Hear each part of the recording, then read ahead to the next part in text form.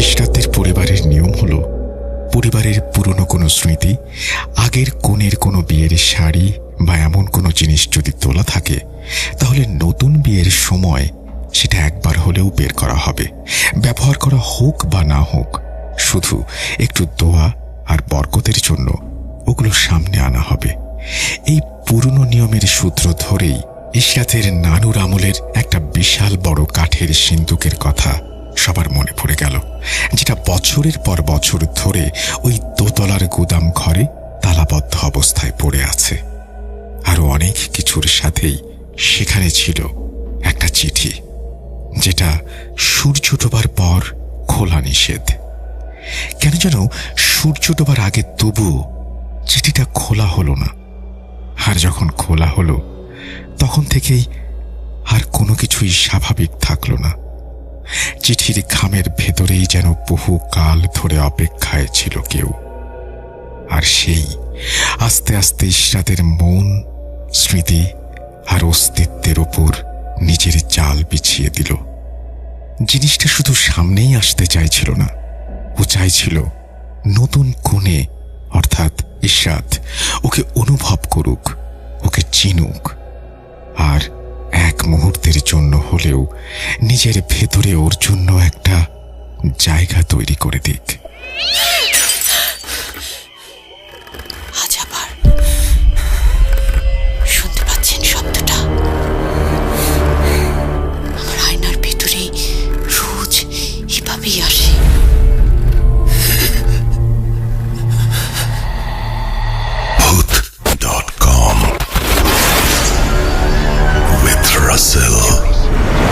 Welcome back. আপনাদের সবাইকে স্বাগত জানাচ্ছি আমি রাসেল। আশা করছি আপনারা সবাই ভালো আছেন, ভালোর দলে আছেন। আমিও ভালো আছি আর ভালোর দলে আছি। নতুন একটা ঘটনায় যাব, যেভাবে লেখা আছে আমি সেভাবেই পড়ে শোনাচ্ছি। ওই জিনিসটা শুধু স্মৃতির টানে আসে না, ওটা আসে চেনার টানে। আর যখন নতুন করে ওটাকে চিনতে শুরু করবে, তখন বুঝে নেবে অনেক দেরি হয়ে গেছে। এই শেষ লাইনটা যখন বড় খালা কাঁপা কাঁপা গলায় পড়ে, তখন ঘরের বাতাসটা যেন বরফ হয়ে যায়। মনে হলো দেয়ালগুলোও যেন কথা শুনছে। কয়েক মিনিটের জন্য কেউ কোনো কথা বলতে পারল না, শুধু কাগজের খসখস শব্দ আর সবার ভারী নিঃশ্বাস ফেলার আওয়াজ শোনা যাচ্ছিল। আসসালামু আলাইকুম রাসেল ভাই ও লিসেনার্স, কেমন আছেন আপনারা? আশা করি মহান আল্লাহ তাআলার অশেষ রহমতে আপনারা সকলে অনেক ভালো আছেন এবং সুস্থ আছেন। আমি মোহাম্মদ সিফাত আলম।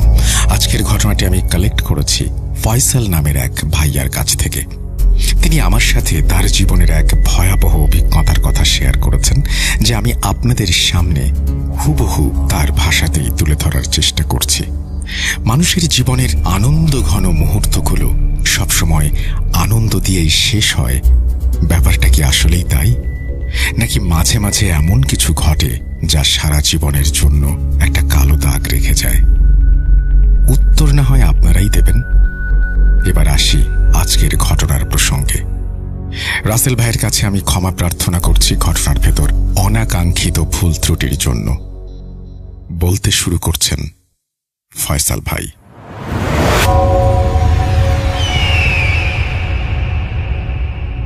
আসসালামু আলাইকুম ভাইজান, আমার নাম ফয়সাল। আর যে ঘটনাটি আমি আজ আপনাদের সাথে শেয়ার করতে যাচ্ছি, সেটি আমাদের পরিবারের একটা বিয়েকে কেন্দ্র করে। এই ঘটনাটা প্রায় 4 বছর আগের, যখন আমার আপন খালাতো বোন ইশরাতের বিয়ে ঠিক হয়েছিল। আর সবাই তখন আমাদের পৈতৃক বাড়িতে জড়ো হয়েছিল। আমাদের ওই পৈতৃক বাড়িটা ছিল ময়মনসিংহের কোনো একটা উপজেলায়, আমি নাম বলতে চাচ্ছি না। বাড়িটা আমাদের মহল্লার প্রধান রাস্তা থেকে একটু ভেতরের দিকে।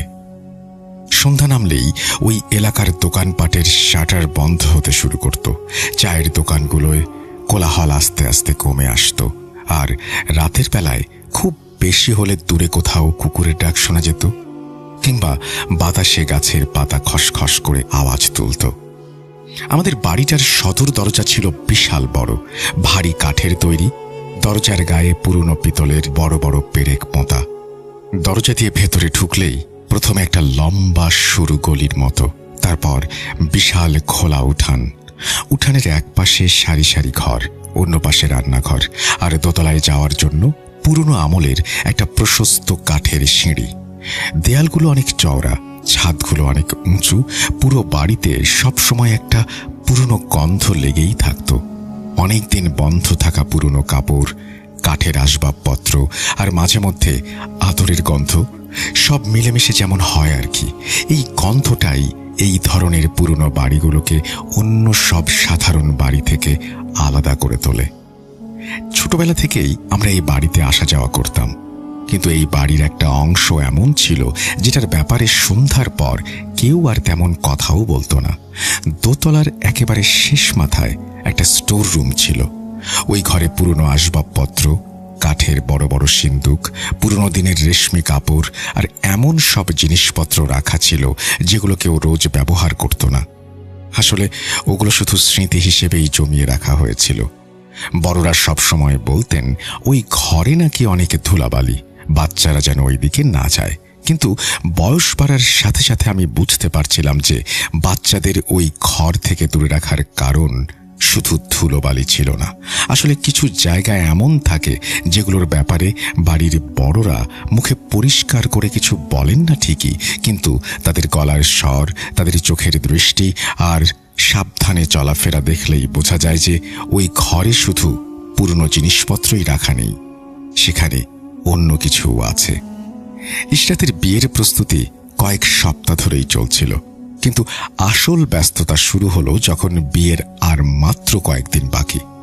আত্মীয় স্বজনরা এক এক করে বাড়িতে আসতে শুরু করলো। হঠাৎ করেই যেন ওই পুরনো আর নীরব বাড়িটা একদম জ্যান্ত হয়ে উঠল। উঠোনে অনেকগুলো টেবিল পাতা হলো, ঘরগুলোতে বিছানা করা হলো, ছাদে সারি সারি কাপড় শুকাতে দেয়া হলো, রান্নাঘরে বড় বড় হাঁড়ি পাতিল চড়ে গেল। পেঁয়াজ, মশলা, রোস্ট আর মিষ্টির গন্ধে পুরো বাড়ি মোমো করতে লাগলো। মনে হচ্ছিল যেন কোনো বড় হোটেলের রান্নাঘর। বাচ্চারা সারা বাড়ি দৌড়াদৌড়ি শুরু করলো, আর কাজিনরা রাত জেগে আড্ডা। হাসাহাসি হতো, গান হতো, কখনো আবার গায়ে হলুদের অনুষ্ঠানের প্র্যাকটিস। বাড়ির প্রতিটা কোণে মানুষের আনাগোনায় ভরে গিয়েছিল, কিন্তু এত সব কোলাহল আর আনন্দের মধ্যেও ওই পুরনো বাড়িটা তার নিজের ভেতরের একটা গুমোট ভাব ঠিকই ধরে রেখেছিল। মনে হচ্ছিল বাড়িটা বাইরের এই সব শোরগোল মেনে নিচ্ছে ঠিকই, কিন্তু নিজের ভেতরের গভীর কোনো রহস্য সে কিছুতেই খুলছে না। ইশরাত মেয়ে হিসেবে খুব শান্ত আর হাসি খুশি ছিল, কিন্তু বিয়ের দিন যত এগিয়ে আসছিল ওর ভেতরে কেমন যেন একটা অদ্ভুত নীরবতা তৈরি হচ্ছিল।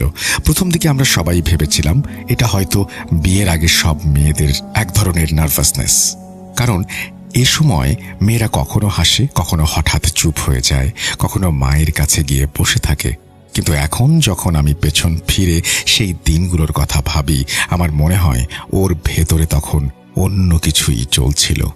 এমন একটা অবস্থা যেটাকে আমরা শুধু বিয়ের চাপ ভেবে এড়িয়ে গিয়েছিলাম।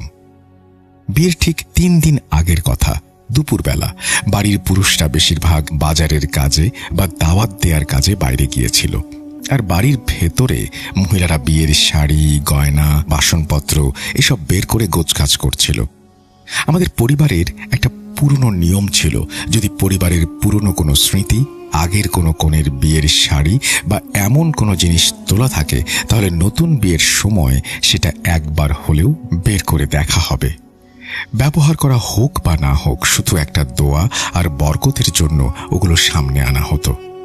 এই পুরনো নিয়মের কথা উঠতেই নানুর আমলের একটা বিশাল বড় কাঠের সিন্দুকের কথা সবার মনে পড়ে যায়, যেটা বছরের পর বছর ধরে ওই দোতলার গুদাম ঘরে তালাবদ্ধ অবস্থায় আছে। ছোটবেলা থেকেই আমরা ওই সিন্দুকটার কথা শুনে আসছিলাম। কেউ বলতো ওটার ভেতর নানুর বিয়ের কাপড় আছে, কেউ বলতো পুরনো দিনের ছবি আছে, আবার কেউ বলতো হাতের কাজের খুব দামি সব জিনিস আছে। কিন্তু কারো কারো কথা বলার ভঙ্গি দেখে মনে হতো ওই সিন্ধুকে এমন কিছু আছে যা নিয়ে তারা খুব একটা খোলাখুলি কথা বলতে চান না।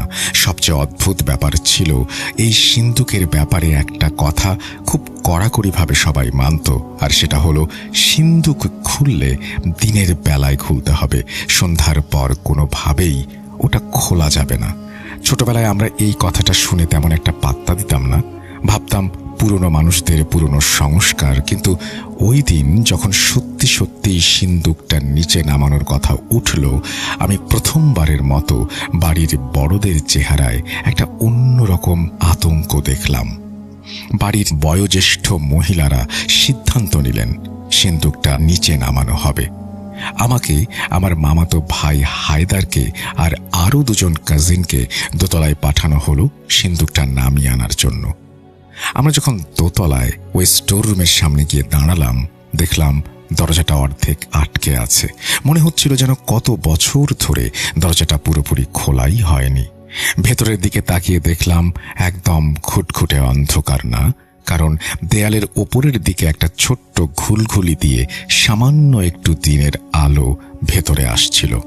কিন্তু ওই সামান্য আলোতেও ঘরের ভেতরের ধুলোবালি, কাঠের বাক্স, বন্ধ আলমারি আর চারপাশের অদ্ভুত একটা নিস্তব্ধতা এমনভাবে চোখে পড়ছিল, মনে হচ্ছিল যেন এই ঘরটা অন্য কোনো একটা সময়ের মাঝে আটকে গেছে। সিন্দুকটা একটা অন্ধকার কোণায় রাখা ছিল। কালচে খয়েরি রঙের কাঠ, কোণাগুলোতে পিতলের পাত বসানো, আর সামনে বিশাল বড় একটা মূর্ছে ধরা তালা ঝুলছে। হায়দার ওর স্বভাব মতো একটু মজা করে বসল, হাসতে হাসতে বলল, কিরে, ভেতরে গুপ্তধন থাকলে কিন্তু অর্ধেক আমার। কিন্তু বিশ্বাস করুন, ওর ওই কথাটা ঘরের ভেতর এমনভাবে প্রতিধ্বনিত হলো, মনে হলো ঘরটা যেন ওর আওয়াজটা গিলে খেলো। আমরা যখন সিন্দুকটা ধরলাম, সাথে সাথেই বুঝতে পারলাম এটার ওজন শুধু কয়েকটা পুরনো কাপড়ের জন্য এত বেশি হতে পারে না। কাঠগুলোর গায়ে কেমন যেন একটা স্যাঁতস্যাঁতে ভাব ছিল, আর ওটার গা থেকে একটা খুব পুরনো গন্ধ আসছিল। মনে হচ্ছিল যেন অনেক বছর ধরে বন্দি থাকা কোনো কিছু আমাদের জানান দিচ্ছে যে এর ভেতরের জিনিসপত্রগুলো শুধু জিনিসপত্র না, এখানে একটা গোটা সময় আটকে গেছে। অনেক কষ্টে সিন্দুকটা ধরাধরি করে উঠোনে এনে রাখা হলো। বাড়ির সব মহিলারা ওটার চারপাশে গোল হয়ে দাঁড়ালেন। তখন বাড়ির পরিবেশটা বেশ আনন্দ আর কৌতূহলে ভরা ছিল। খালা চাবি আনলেন ঠিকই, কিন্তু অনেক বছরের পুরনো আর মূর্ছে ধরা তালা চাবি দিয়ে কোনোভাবেই সেটা খুলল না। শেষমেশ হাতুড়ি এনে বেশ কয়েকবারের চেষ্টায় তালাটা ভাঙা হলো। সিন্দুক খুলতেই ভ্যাপসা একটা পুরনো গন্ধ নাকে এসে লাগলো। ভেতরে আসলেই সেই সব জিনিসই ছিল যেগুলো আমরা এত বছর ধরে শুনে এসেছিলাম। পুরনো দিনের মসলিন আর রেশমি কাপড়ের ভাঁজ করা স্তূপ, চমৎকার হাতের কাজের কয়েকটা ওড়না, পুরনো শাল, হলদে হয়ে যাওয়া কয়েকটা সাদা কালো ছবি, একটা ছোট রূপোর কৌটা আর সুন্দর নকশা করা কাঠের একটা ছোট্ট বাক্স। সবার মধ্যে একটা খুশির ঢেউ বয়ে গেল। কেউ ছবি তুলে মানুষ চেনার চেষ্টা করছে, কেউ বলছে এটা তো নানুর বিয়ের শাড়ি, কেউ আবার ওই হাতের কাজ দেখে অবাক হয়ে বলছে এখনকার দিনে এমন কাজ পাওয়াই যায় না। ইশরাতও সেখানে বসেছিল। প্রথম দিকে ও সবার মতো খুব স্বাভাবিকভাবে জিনিসগুলো দেখছিল, কিন্তু যখন কাপড়ের একেবারে শেষের ভাঁজটা সরানো হলো, তখন নিচে একটা খাম চোখে পড়ল। কেন জানি না, ওই একটা খাম বের হওয়ার সাথে সাথেই পুরো উঠোনের পরিবেশটা কেমন যেন থমথমে হয়ে গেল। খামটা সাধারণ কোনো কাগজের ছিল না, একটু মোটা হলদেটে ধরনের পুরনো কাগজ, যেমনটা আগেকার দিনে জরুরি কোনো চিঠিপত্রের জন্য ব্যবহার করা হতো। খামের কিনারগুলো শক্ত হয়ে গিয়েছিল, আর খামের মুখটা লাল রঙের গালা দিয়ে সিল করা ছিল। সিলটা ভাঙা ছিল না, কিন্তু গালার ওপর একটু চাপের দাগ ছিল। মনে হচ্ছিল কেউ হয়তো কখনো এটা খোলার চেষ্টা করেছিল, কিন্তু পরে আবার মত পাল্টে রেখে দিয়েছে। খামের ওপর খুব অস্পষ্ট করে কয়েকটা শব্দ লেখা। ভালো করে খেয়াল করতেই দেখলাম মাগরিবের পর খোলা নিষেধ। ওই খামটা দেখার পর উঠোনের কোলাহল যেন এক মুহূর্তের মধ্যে গায়েব হয়ে গেল। একটু আগেও যে মহিলারা হাসাহাসি করছিল তারাও হঠাৎ চুপ হয়ে গেল। বড় খালার সাথে সাথে হাত বাড়িয়ে খামটা তুলে নিলেন। আমি প্রথমবার ওনার চেহারায় এমন একটা আতঙ্ক দেখলাম, যেটা কোনো সাধারণ ভয় বা অবাক হওয়ার আতঙ্ক ছিল না। মনে হচ্ছিল অনেক পুরনো আর খুব পরিচিত কোনো ভয়ঙ্কর জিনিস হঠাৎ করে ওনার সামনে এসে পড়েছে। আমার আম্মার সাথে সাথে খুব নিচু গলায় বললেন, আপা, ওটা এখন এভাবেই রেখে দাও, দরকার নেই খোলার। ইশরা তো মাথা উঁচু করে খামটার দিকে তাকালো। আর আল্লাহ সাক্ষী, ওই মুহূর্তে ওর চেহারায় যে দৃষ্টি ছিল সেটা কোনো সাধারণ কোণেরই দৃষ্টি না। ও খামটার দিকে এমনভাবে তাকিয়েছিল যেন ও জিনিসটাকে আগে থেকেই চেনে, যেন খামটার সাথে ওর গভীর কোনো সম্পর্ক আছে। আমি হায়দারের দিকে তাকিয়ে ফিসফিস করে বললাম, ভাই, ওই খামের ভেতর কি থাকতে পারে? হায়দার শুধু ওর কাঁধে ঝাঁকিয়ে বোঝালো ও কিছুই জানে না। বড়দের মধ্যে ফিসফিস করে কথা বলা শুরু হলো। শেষমেশ এটাই ঠিক হলো যে খামটা হয়তো মাগরিবের আজানের আগে খোলা হবে, না হলে একদমই খোলাই হবে না। কিন্তু আমাদের সমাজে যেমন হয় আর কি, সিদ্ধান্ত তো নেওয়া হয়, কিন্তু সেটার বাস্তবায়ন হতে দেরি হয়। বাড়িতে তখন বিয়ের কাজের অনেক চাপ, রান্নাঘরের কাজ বাড়ছে, বাইরে থেকে আসা মেহমানদের রিসিভ করার তাড়া। এর মধ্যে কে যেন বলল, আরে এখন এত তাড়াহুড়ো করে খামটা খুলে পড়বে কে? মাগরিবের পর একটু শান্তিতে বসে পড়া যাবে। এই কথা শোনা মাত্রই বড় খালা খুব শক্ত আর কড়া গলায় বললেন, মাগরিবের পর কোনোভাবেই না, যা করার দিনের আলো থাকতেই করতে হবে। ওনার গলার স্বরে এমন একটা ভয় আর কড়াকড়ি ছিল যে আমরা সবাই চমকে গেলাম। কিন্তু এরপর আর কেউ এই নিয়ে পরিষ্কার করে কিছু বলল না। খামটা উঠোনের এক পাশে একটা ছোট টেবিলের ওপর রেখে দেয়া হলো, আর ওটার ওপর একটা কাপড় চাপা দিয়ে দেয়া হলো। সবাই ভাবল কাপড় দিয়ে ঢেকে রাখলেই হয়তো ওইটার ঝামেলা শেষ। কিন্তু কোনো জিনিস চোখের আড়াল করলে কি আর মনের আড়াল হয়? ওই খামটা তখন পুরো বাড়ির মানুষের একটা আকর্ষণের কেন্দ্রবিন্দু হয়ে দাঁড়িয়েছে। আস্তে আস্তে বিকেল গড়িয়ে সন্ধ্যা নামতে শুরু করলো। উঠোনের লাইটগুলো জ্বালিয়ে দেয়া হলো।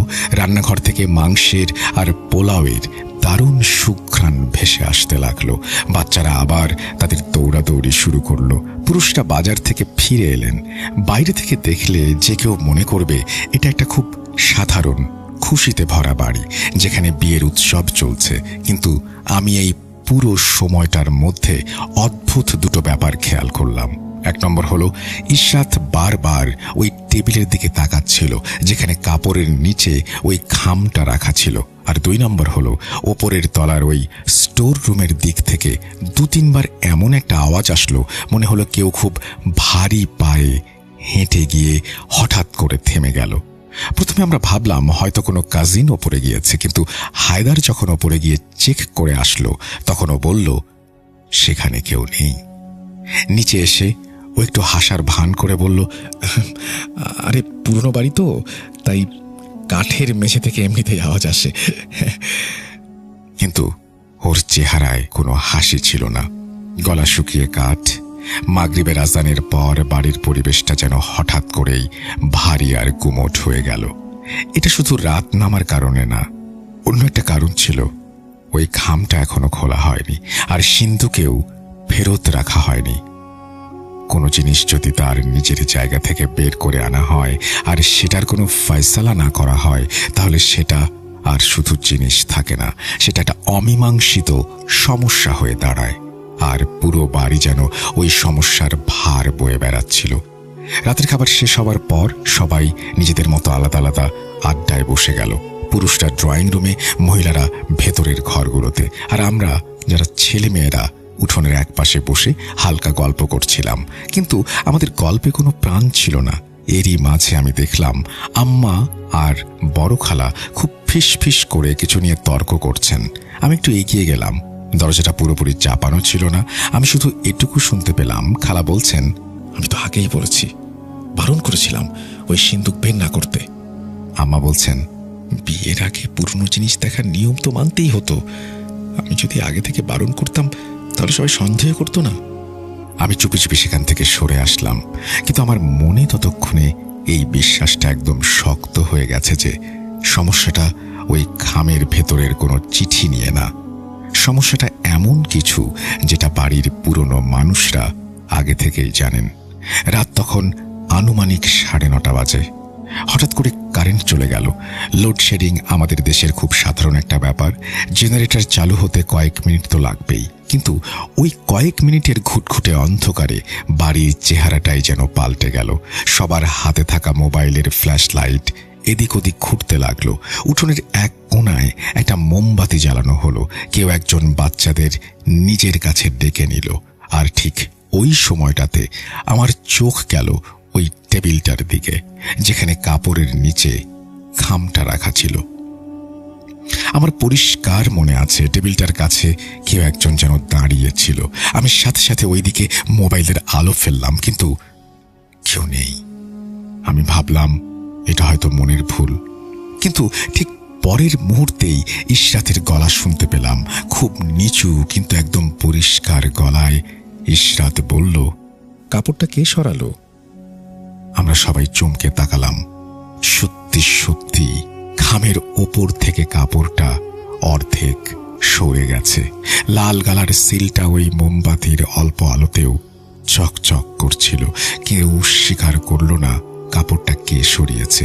এমন সময় জেনারেটর চালু হয়ে গেল, আলো ফিরে আসলো, কিন্তু বাড়ির পরিবেশটা আর আগের মতো স্বাভাবিক হলো না। বড় খালার সাথে সাথে ছুটে গিয়ে খামটা হাতে তুলে নিলেন আর বললেন, আমি এটা ওপরে রেখে আসছি। আম্মার সাথে সাথে ওনাকে বাধা দিয়ে বললেন, খবরদার না, এত রাতে ওপরে যাওয়া একদম ঠিক হবে না। শেষমেশ ঠিক হলো যে খামটা ভেতরের একটা ঘরের আলমারিতে তালা বন্ধ করে রাখা হবে, আর ফজরের আজানের পর সকালে ওটা খোলা হবে। শোনার জন্য সিদ্ধান্তটা খুব ভালোই মনে হচ্ছিল, কিন্তু কিছু কিছু পরিস্থিতিতে সঠিক সিদ্ধান্ত নিতে যত দেরি হয়ে যায় সেটা পরে আর কোনো কাজেই আসে না। রাত বাড়তে লাগলো। কাজিনরা যে যার রুমে ঘুমোতে চলে গেল। কিছু বয়স্ক মানুষ জেগে রইলেন। ইশরাত তার ছোট বোন আর খালার সাথে ভেতরের একটা ঘরে শুয়েছিল, আর আমরা ছেলেরা উঠোনের পাশের বড় ঘরটায় ঢালাও বিছানা করে শুয়েছিলাম। আমি, হায়দার আর আমাদের এক কাজিন নোমান পাশাপাশি শুয়েছিলাম ঠিকই, কিন্তু ঘুম কারো চোখেই ছিল না। আনুমানিক 11:30টার দিকে ভেতরের ঘর থেকে একজন মহিলার চমকে ওঠার আওয়াজ আসলো। আমরা দৌড়ে গিয়ে দেখি ইশরাত ঘুমের ঘোরে আধশোয়া অবস্থায় বিড়বিড় করে বলছে, খামটা খুলো না, আবার ফিরে আসবে। প্রথমটায় ভাবল সবাই সারাদিনের ক্লান্তি, বিয়ের চাপ, এই সমস্ত কারণেই কোনো দুঃস্বপ্ন দেখছে। ওকে যখন ভালো করে ডেকে তোলা হলো, ও একদম স্বাভাবিক, এমনকি ওর নিজের মনে নেই যে ও ঘুমের ভেতরে কিছু বলেছে। কিন্তু এই ঘটনা বড় খালার চেহারার রং একদম ফ্যাকাশে করে দিল। উনি ঘর থেকে বেরিয়ে এসে আমাদের সামনে দাঁড়িয়ে পরিষ্কার গলায় বললেন, সকাল হতে দে, তারপর আমি সব খুলে বলবো। ওনার এই কথা আমাদের সবার সব ধরনের অনুমান শেষ করে দিল। আমরা বুঝতে পারলাম যে এটা শুধু কোনো পুরনো ইতিহাস না, এটা একটা এমন কিছু যেটা আমাদের কাছে ইচ্ছে করে লুকোনো হয়েছিল। এখন কারো পক্ষেই ঘুমানো সম্ভব না। আমরা আবার উঠোনের ঘরে ফিরে আসলাম। পুরো বাড়িতে একটা পিনপতন নীরবতা নেমে এসেছে। খুব সাধারণ আওয়াজও অনেক জোরে জোরে কানে বাজছিল। ছাদের কড়ি কাঠের ক্যাঁচ ক্যাঁচ শব্দ, কোথাও পানির কল থেকে টপ টপ করে পানি পড়ার শব্দ, একটু দূরে কোনো ঘরে খাটের নড়াচড়ার শব্দ। আর এই সব কিছুর মাঝে হঠাৎ করে দোতলার ওই স্টোর রুম থেকে এমন একটা আওয়াজ আসলো যেন খুব ভারী কোনো কিছু মেঝের ওপর দিয়ে ঘষে ঘষে সরানো হচ্ছে। নোমান ভয়ে লাফ দিয়ে উঠল। হায়দারের ঢোক গিলে বলল, আরে, বাতাসের কারণে হয়তো দরজা নড়ছে। কিন্তু ওর কথার পরপরই দরজা থেকে একদম স্পষ্ট 3 বার টোকা দেওয়ার আওয়াজ আসলো, সমান বিরতিতে, বেশি জোরেও না, আস্তেও না। আমরা 3 জন একে অপরের দিকে তাকালাম, কিন্তু বিশ্বাস করুন ওই মুহূর্তে ওপরে গিয়ে দেখার কথা আমাদের মাথাতেও আসেনি। ফজরের আজানের আগের সময়টুকুতে মনে হচ্ছিল যেন কোনোভাবে এই সময়টা কাটছে না। রাত যত গভীর হচ্ছিল, বাড়ির সব আনন্দ আর কোলাহল যেন পরতে পরতে খসে পড়ছিল, আর নিচে পড়ে থাকছিল শুধু এক ভয়ঙ্কর নিস্তব্ধ। ব্যর্থতা। কিন্তু যেইমাত্র মসজিদে ফজরের আজান শুরু হলো, আমি আক্ষরিক অর্থেই অনুভব করলাম যে বাড়ির ওপর থেকে একটা বিশাল ভারী পাথর যেন সরে গেল। আজানের ধ্বনি পুরনো দেয়ালগুলোতে ধাক্কা খেয়ে পুরো বাড়িতে ছড়িয়ে পড়ছিল, আর তার সাথেই রাতের সব ভয় আর আতঙ্ক আস্তে আস্তে দূর হয়ে গেল। নামাজ শেষ করে আমরা সবাই বড় ড্রয়িং রুমটায় জড়ো হলাম। ইশরাতকে কোনো একটা বাহানা দিয়ে অন্য ঘরে বসিয়ে রাখা হলো। বড় খালা আলমারি থেকে ওই খামটা বের করে আনলেন। এই সময় ঘরের বিয়ের কোনো আনন্দ, মহিলাদের হাসি বা বাচ্চাদের কোনো চেঁচামেচি ছিল না। ছিল শুধু একটা গভীর নীরবতা, যে নীরবতায় মানুষ খুব ভয়ঙ্কর কোনো সত্যি শোনার জন্য নিজেদের প্রস্তুত করে। খালা খামটা হাতে নিয়ে খুব নিচু গলায় বললেন, এই খামটা তোমার নানুর বিয়ের জিনিসপত্রের সাথে ছিল না। এটা রাখা হয়েছিল তোমাদের নানুর বড় বোনের আমল থেকে, আর এটাকে এই জন্য বন্ধ রাখা হয়েছিল যেন একবার পরার পর কেউ আর এটা দ্বিতীয়বার না খোলে। এরপর লাল সিলটা ভাঙা হলো। ভেতর থেকে ভাঁজ করা একটা পুরনো কাগজ বের হলো। চিঠিটা একজন মহিলার হাতে লেখা, কিন্তু সেটা কোনো সাধারণ চিঠি ছিল না। ওই লেখার শুরু থেকে শেষ পর্যন্ত এমন একটা আতঙ্ক আর ঘাবড়ে যাওয়ার ছাপ ছিল, যেটা শুধু শব্দ পড়ে না, লেখার ধরন দেখলেও বোঝা যাচ্ছিল। কোথাও শব্দগুলো একটার পর আর একটা উঠে গেছে, কোথাও কালির দাগ লেপ্টে আছে, মনে হচ্ছিল যেন লেখার সময় হাত কাঁপছিল, আর কোথাও মনে হচ্ছিল যেন একটা বাক্য শেষ হওয়ার আগেই অন্য কোনো এক অজানা ভয়ে কলম থেমে গেছে। চিঠিতে লেখা ছিল, ওই মহিলার বিয়ের আগে যখন বাড়ির অন্য মহিলারা পুরনো কনের কাপড়, ওড়না আর গয়না বের করে গোছাচ্ছিল, তখন তিনি প্রথমবারের মতো তার নিজের বিয়ের সিন্দুকের ভেতর একটা মুখচ্ছবি দেখতে পান। ওই মুখটা সেখানে উপস্থিত কোনো জীবিত মহিলার ছিল না। চেহারাটা খুব স্পষ্ট ছিল না, শুধু এটুকু বোঝা যাচ্ছিল যে ওটা একজন মহিলার চেহারা, খুব শান্ত, স্থির, আর এমনভাবে তাকাচ্ছিল যেন সে সবকিছু আগে থেকেই জানে। চিঠির লেখিকা জানিয়েছেন, প্রথমে তিনি এটাকে নিজের চোখের ভুল ভেবেছিলেন, কিন্তু পরের রাতে যখন আবার ওই কাপড়গুলো ভাঁজ করা হচ্ছিল, তখন তিনি স্পষ্ট অনুভব করেন যে ঘরের ভেতর অন্য কেউ একজন আছে। এমন কেউ যে কথা বলে না, হাঁটা চলা করে না, কিন্তু এক দৃষ্টে তাকিয়ে থাকে। এরপর এই অনুভূতিটা রাতের পর রাত বাড়তে থাকে। ওনার মনে হতে থাকে পুরনো কোণের ওই কাপড়গুলো শুধু সিন্দুকের ভেতরে রাখা কাপড় নয়, কেউ একজন ওগুলো দেখছে, ছুঁয়ে দেখছে, ওগুলোর চারপাশে ঘুরছে আর নতুন কোণেকে আস্তে আস্তে নিজের দিকে টানছে, যেন সে পুরনো স্মৃতিগুলোকে নতুন জীবনের সাথে আবার জুড়তে চাইছে। চিঠির এক জায়গায় এমনও লেখা ছিল যে এক রাতে তিনি তার ঘরের দরজার কাছে খুব হালকা নুপুরের আওয়াজ শুনতে পান, অথচ বাড়ির কোনো মহিলা তখন গয়না পরে ছিল না। আর তিনি যখন ঘুরে তাকান, তখন দেখেন দরজার নিচ দিয়ে শুধু একটা কালো ছায়ার কিনারা সরে যাচ্ছে। এই লাইনটা পড়ার সময় আমার হাতের লোম খাড়া হয়ে গিয়েছিল। চিঠির একেবারে শেষের দিকে হাতের লেখাটা আরো অগোছালো হয়ে গিয়েছিল। মনে হচ্ছিল লেখিকার খুব তাড়া ছিল, যেন এই কথাগুলো শেষ করার সুযোগ তিনি আর পাবেন না। তিনি খুব পরিষ্কারভাবে লিখে গিয়েছিলেন, যদি কখনো এই কাগজটা আবার কোনো নতুন কনের বিয়ের আগে বের হয়, তাহলে খবরদার এটা মাগরিবের পর পড়বে না। আর যেদিন এটা বের হবে, ওই দিন রাতে পুরনো কনের কোনো জিনিস ছড়াবে না, কোনো ভাঁজ খুলবে না, শাড়ি আলাদা করবে না, পুরনো ছবি দেখবে না। কারণ যে জিনিসটা এই বাড়িতে একবারে জেগে ওঠে, সেটা শুধু কাপড় বা গয়নার সাথে জড়িয়ে থাকে না, সেটা মানুষের পরিচয়ের সাথে জড়িয়ে যায়। আর চিঠির একেবারে শেষ লাইনটা ছিল এমন, যেটা আজ পর্যন্ত আমার মাথায় গেঁথে আছে। লাইনটা ছিল, ওই জিনিসটা শুধু স্মৃতির টানে আসে না, ওটা আসে চেনার টানে। আর যখন নতুন কোণে ওটাকে চিনতে শুরু করে, তখন বুঝে নেবে অনেক দেরি হয়ে গেছে। এই শেষ লাইনটা যখন বড় খালা কাঁপা কাঁপা গলায় পড়ে শোনালেন, তখন ঘরের বাতাসটা যেন বরফ হয়ে গেল। মনে হলো দেয়ালগুলো যেন কথা শুনছে। কয়েক মিনিটের জন্য কেউ কোনো কথাই বলতে পারল না, শুধু কাগজের খসখস শব্দ আর ভারী নিঃশ্বাস ফেলার শব্দ পাওয়া যাচ্ছিল। ইশরাতকে ওই দিন কিছুই জানানো হলো না। ওপর শুধু এটুকু বলা হলো যে পুরনো জিনিসগুলো নষ্ট হয়ে গেছে, কাপড়ের স্যাঁতে দাগ পড়ে গেছে, তাই ওগুলো আবার সিন্ধুকে ভরে রাখা হয়েছে, যাতে বিয়ের এই ঝামেলার মধ্যে কোনো কিছু হারিয়ে না যায়। শোনার জন্য খুব স্বাভাবিক একটা যুক্তি ছিল, কিন্তু এই মিথ্যে দিয়ে বাড়ির ওই থমথমে পরিবেশটা বেশিক্ষণ ঠিক রাখা গেল না। কারণ সমস্যাটা এখন আর শুধু সিন্দুক, খাম বা পুরনো কাপড়ের মধ্যে আটকে নেই। আসল পরিবর্তনটা যখন ইশরাতের মধ্যে দেখা যাচ্ছিল, তখন সবাই নতুন করে ভাবতে শুরু করলো।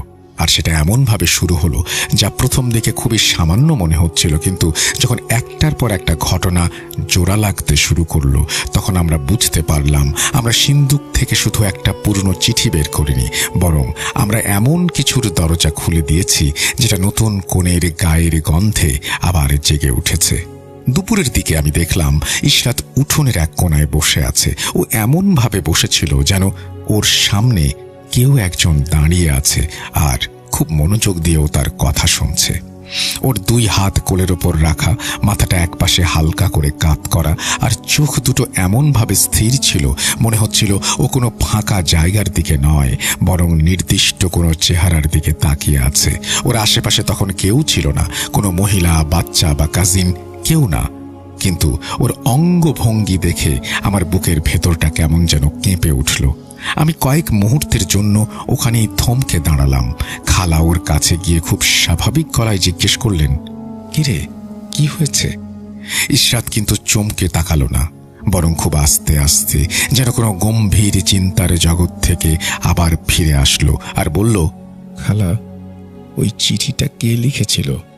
ওর এই কথা শোনা মাত্রই ঘরে থাকা বাকি দুজন মহিলার হাত একেবারে থেমে গেল। আমরা তো ওর সামনে খাম, লাল গালা, চিঠি বা চিঠির ভেতরের কোনো কিছুরই নাম নেইনি। খালা সাথে সাথে বললেন, কিসের চিঠি? তুই মনে হয় অনেক টায়ার্ড। কিন্তু ইশরাতের চোখে তখন যে আগ্রহ ছিল সেটা কোনো সাধারণ কৌতূহল ছিল না। ও এমনভাবে প্রশ্ন করছিল যেন কোনো লুকোনো জিনিসের সন্ধান চাইছে। ও এমনভাবে কথা বলছিল যেন কেউ আগে থেকেই ওকে সব বলে দিয়েছে, অথবা ওর আর ওই চিঠির মাধ্যমে একটা সম্পর্ক তৈরি হয়েছে। প্রথম রাত, আসল ভয়ের প্রথম স্পষ্ট প্রমাণ। ইশরাত ওর দুজন কাজিন আর খালার সাথে ভেতরের ঘরে ঘুমাচ্ছিল। রাত তখন হয়তো 12টা বা 1টার কাছাকাছি। হঠাৎ ভেতর থেকে চিৎকারের আওয়াজ আসলো। আমরা সবাই দৌড়ে গেলাম। গিয়ে দেখি ইশরাত বিছানার উপর একদম সোজা হয়ে বসে আছে। ওর চোখ দুটো বড় বড় করে খোলা, কিন্তু মনে হচ্ছিল না ও পুরোপুরি সজাগ। ও ঠিক সামনের মেঝেতে ওর লাল রঙের ওড়নাটা ফেলে রেখেছে, যেটা ঘুমানোর আগে আলমারির হাতলে ঝুলিয়ে রাখা হয়েছিল। খালা বললেন, হয়তো বাতাসের কারণে বা ঘুমের ঘোরে পড়ে গেছে। কিন্তু সমস্যাটা ওড়না নিচে পড়ে যাওয়া নিয়ে ছিল না। সমস্যাটা ছিল ওড়নাটার নিচে মোটেই এলোমেলোভাবে পড়েছিল না। ওটা মেঝের মাঝে এমনভাবে ছড়ানো ছিল যেন কেউ ওটা নিজের কাঁধে জড়িয়ে নিয়েছিল, তারপর খুব সাবধানে মেঝের ওপর ফেলে দিয়েছে। ইশরাত হঠাৎ খুব কর্কশ গলায় বলে উঠল, এটা ওড়াবে না, এটা আমার না।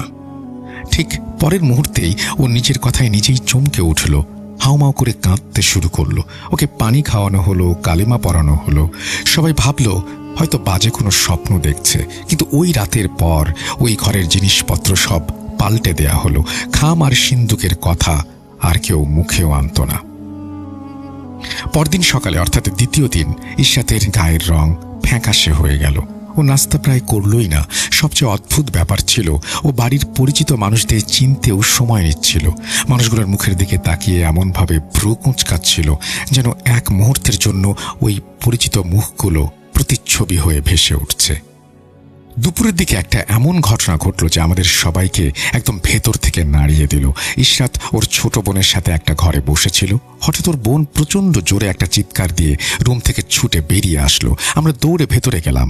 গিয়ে দেখি ইশরাত আয়নার সামনে বসে আছে আর ওর সামনে রাখা কাঁচের চুড়িগুলো এক এক করে খুলে টেবিলের ওপর রাখছে। ওর বোন কাঁদতে কাঁদতে বলল, ইশরাত আপু আয়নার দিকে তাকিয়ে কার সাথে যেন কথা বলছিল। আমরা যখন ইশরাতকে জিজ্ঞেস করলাম, ও প্রথমে একেবারে অস্বীকার করল। তারপর কিছুক্ষণ চুপ থেকে আস্তে আস্তে বলল, আয়নার পেছনে কেউ একজন দাঁড়িয়েছিল। আমি ভেবেছিলাম খালামণি।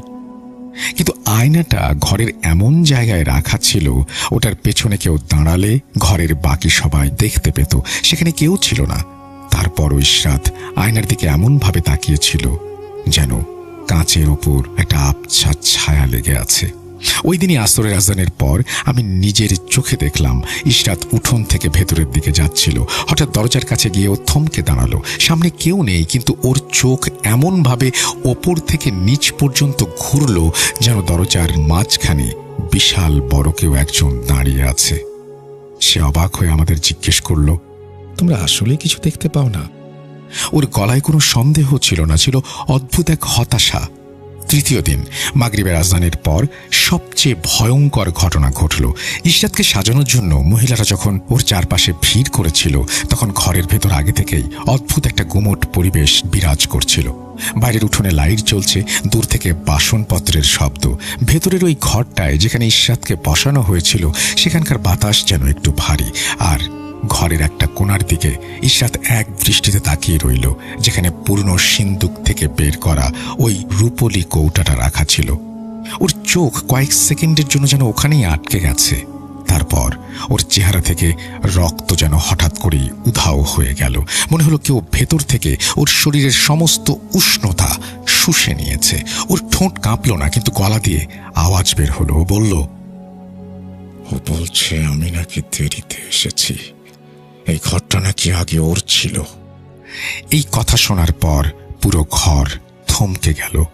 কেউ সাথে সাথে দরুদ শরীফ পড়া শুরু করলো, কেউ ইশরাতের মাথায় হাত রাখলো, কেউ কানের কাছে আয়াতুল কুরসি পড়ল, কেউ চিৎকার করে বলল, ওই রূপলি কৌটাটা এই ঘর থেকে এখনই ফেলে দাও। কিন্তু বড় খালার সাথে সাথে কড়া গলায় বললেন, খবরদার, কোনো কিছু উঠোনে নিয়ে যাবে না, কোনো জিনিসে হাত দেবে না। ওই মুহূর্তে আমি প্রথমবারের মতো উপলব্ধি করলাম, ভয়টা শুধু এটা না যে বাড়িতে কোনো খারাপ জিনের আনাগোনা আছে।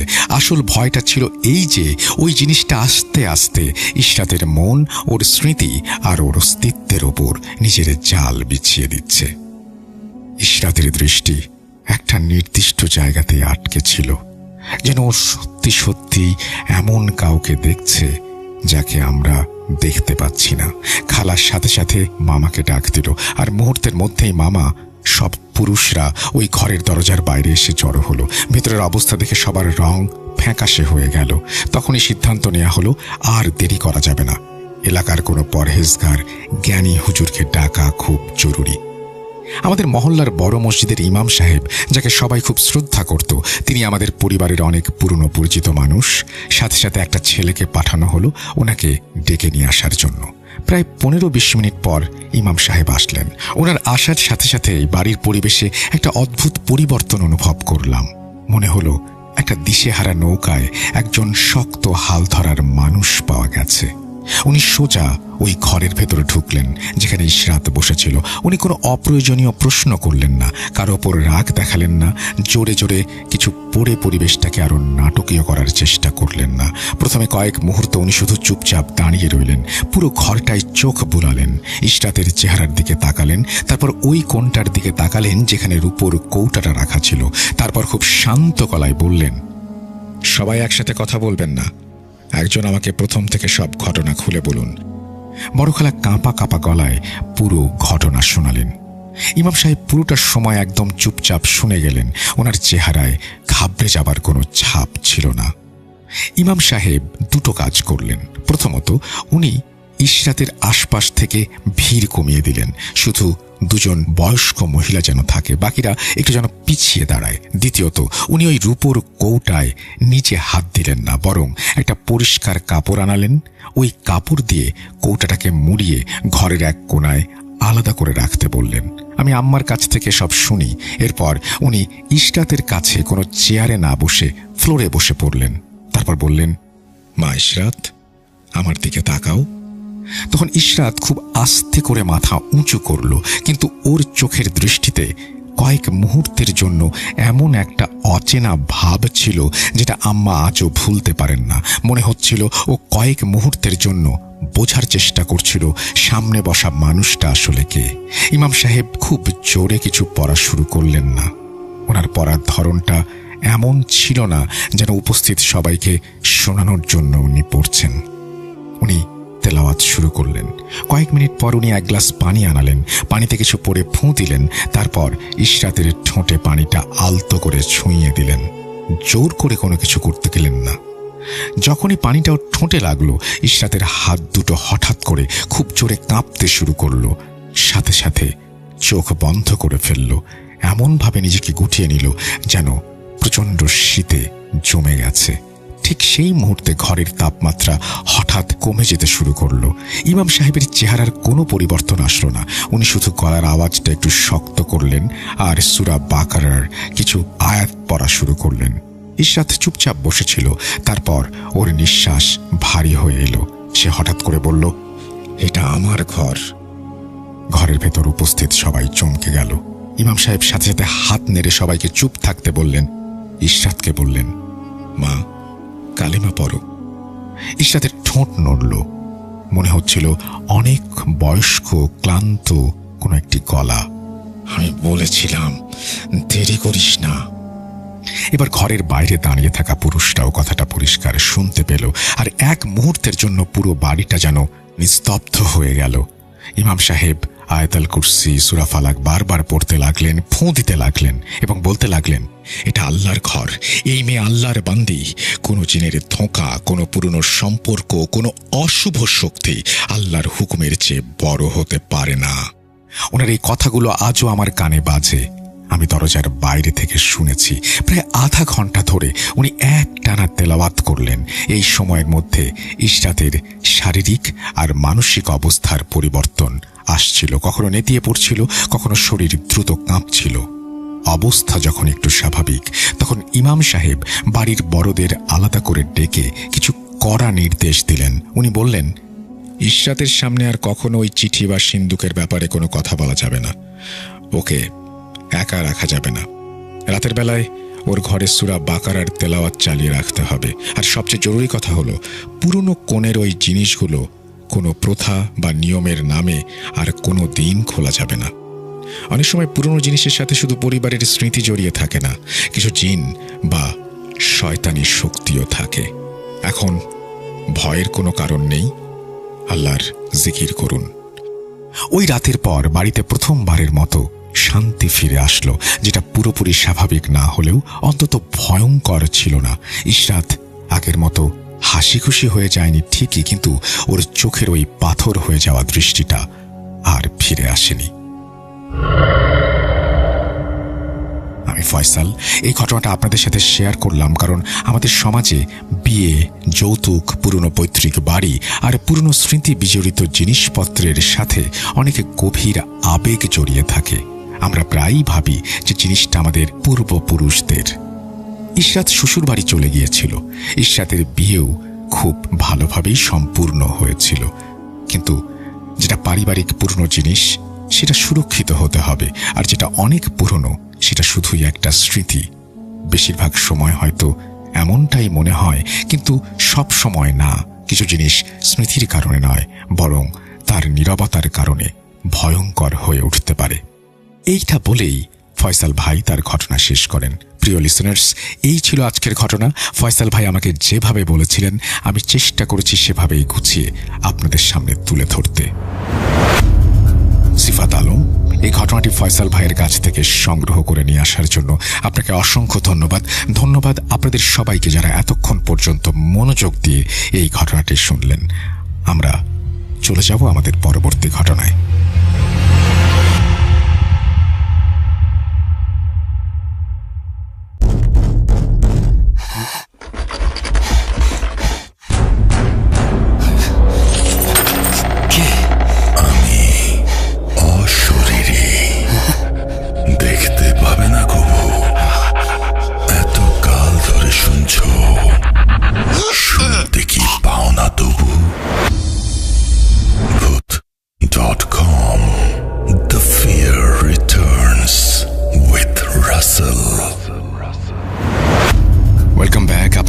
সবাইকে স্বাগত জানাচ্ছি আমি রাসেল। আশা করছি আপনারা সবাই ভালো আছেন, ভালোর দলে আছেন।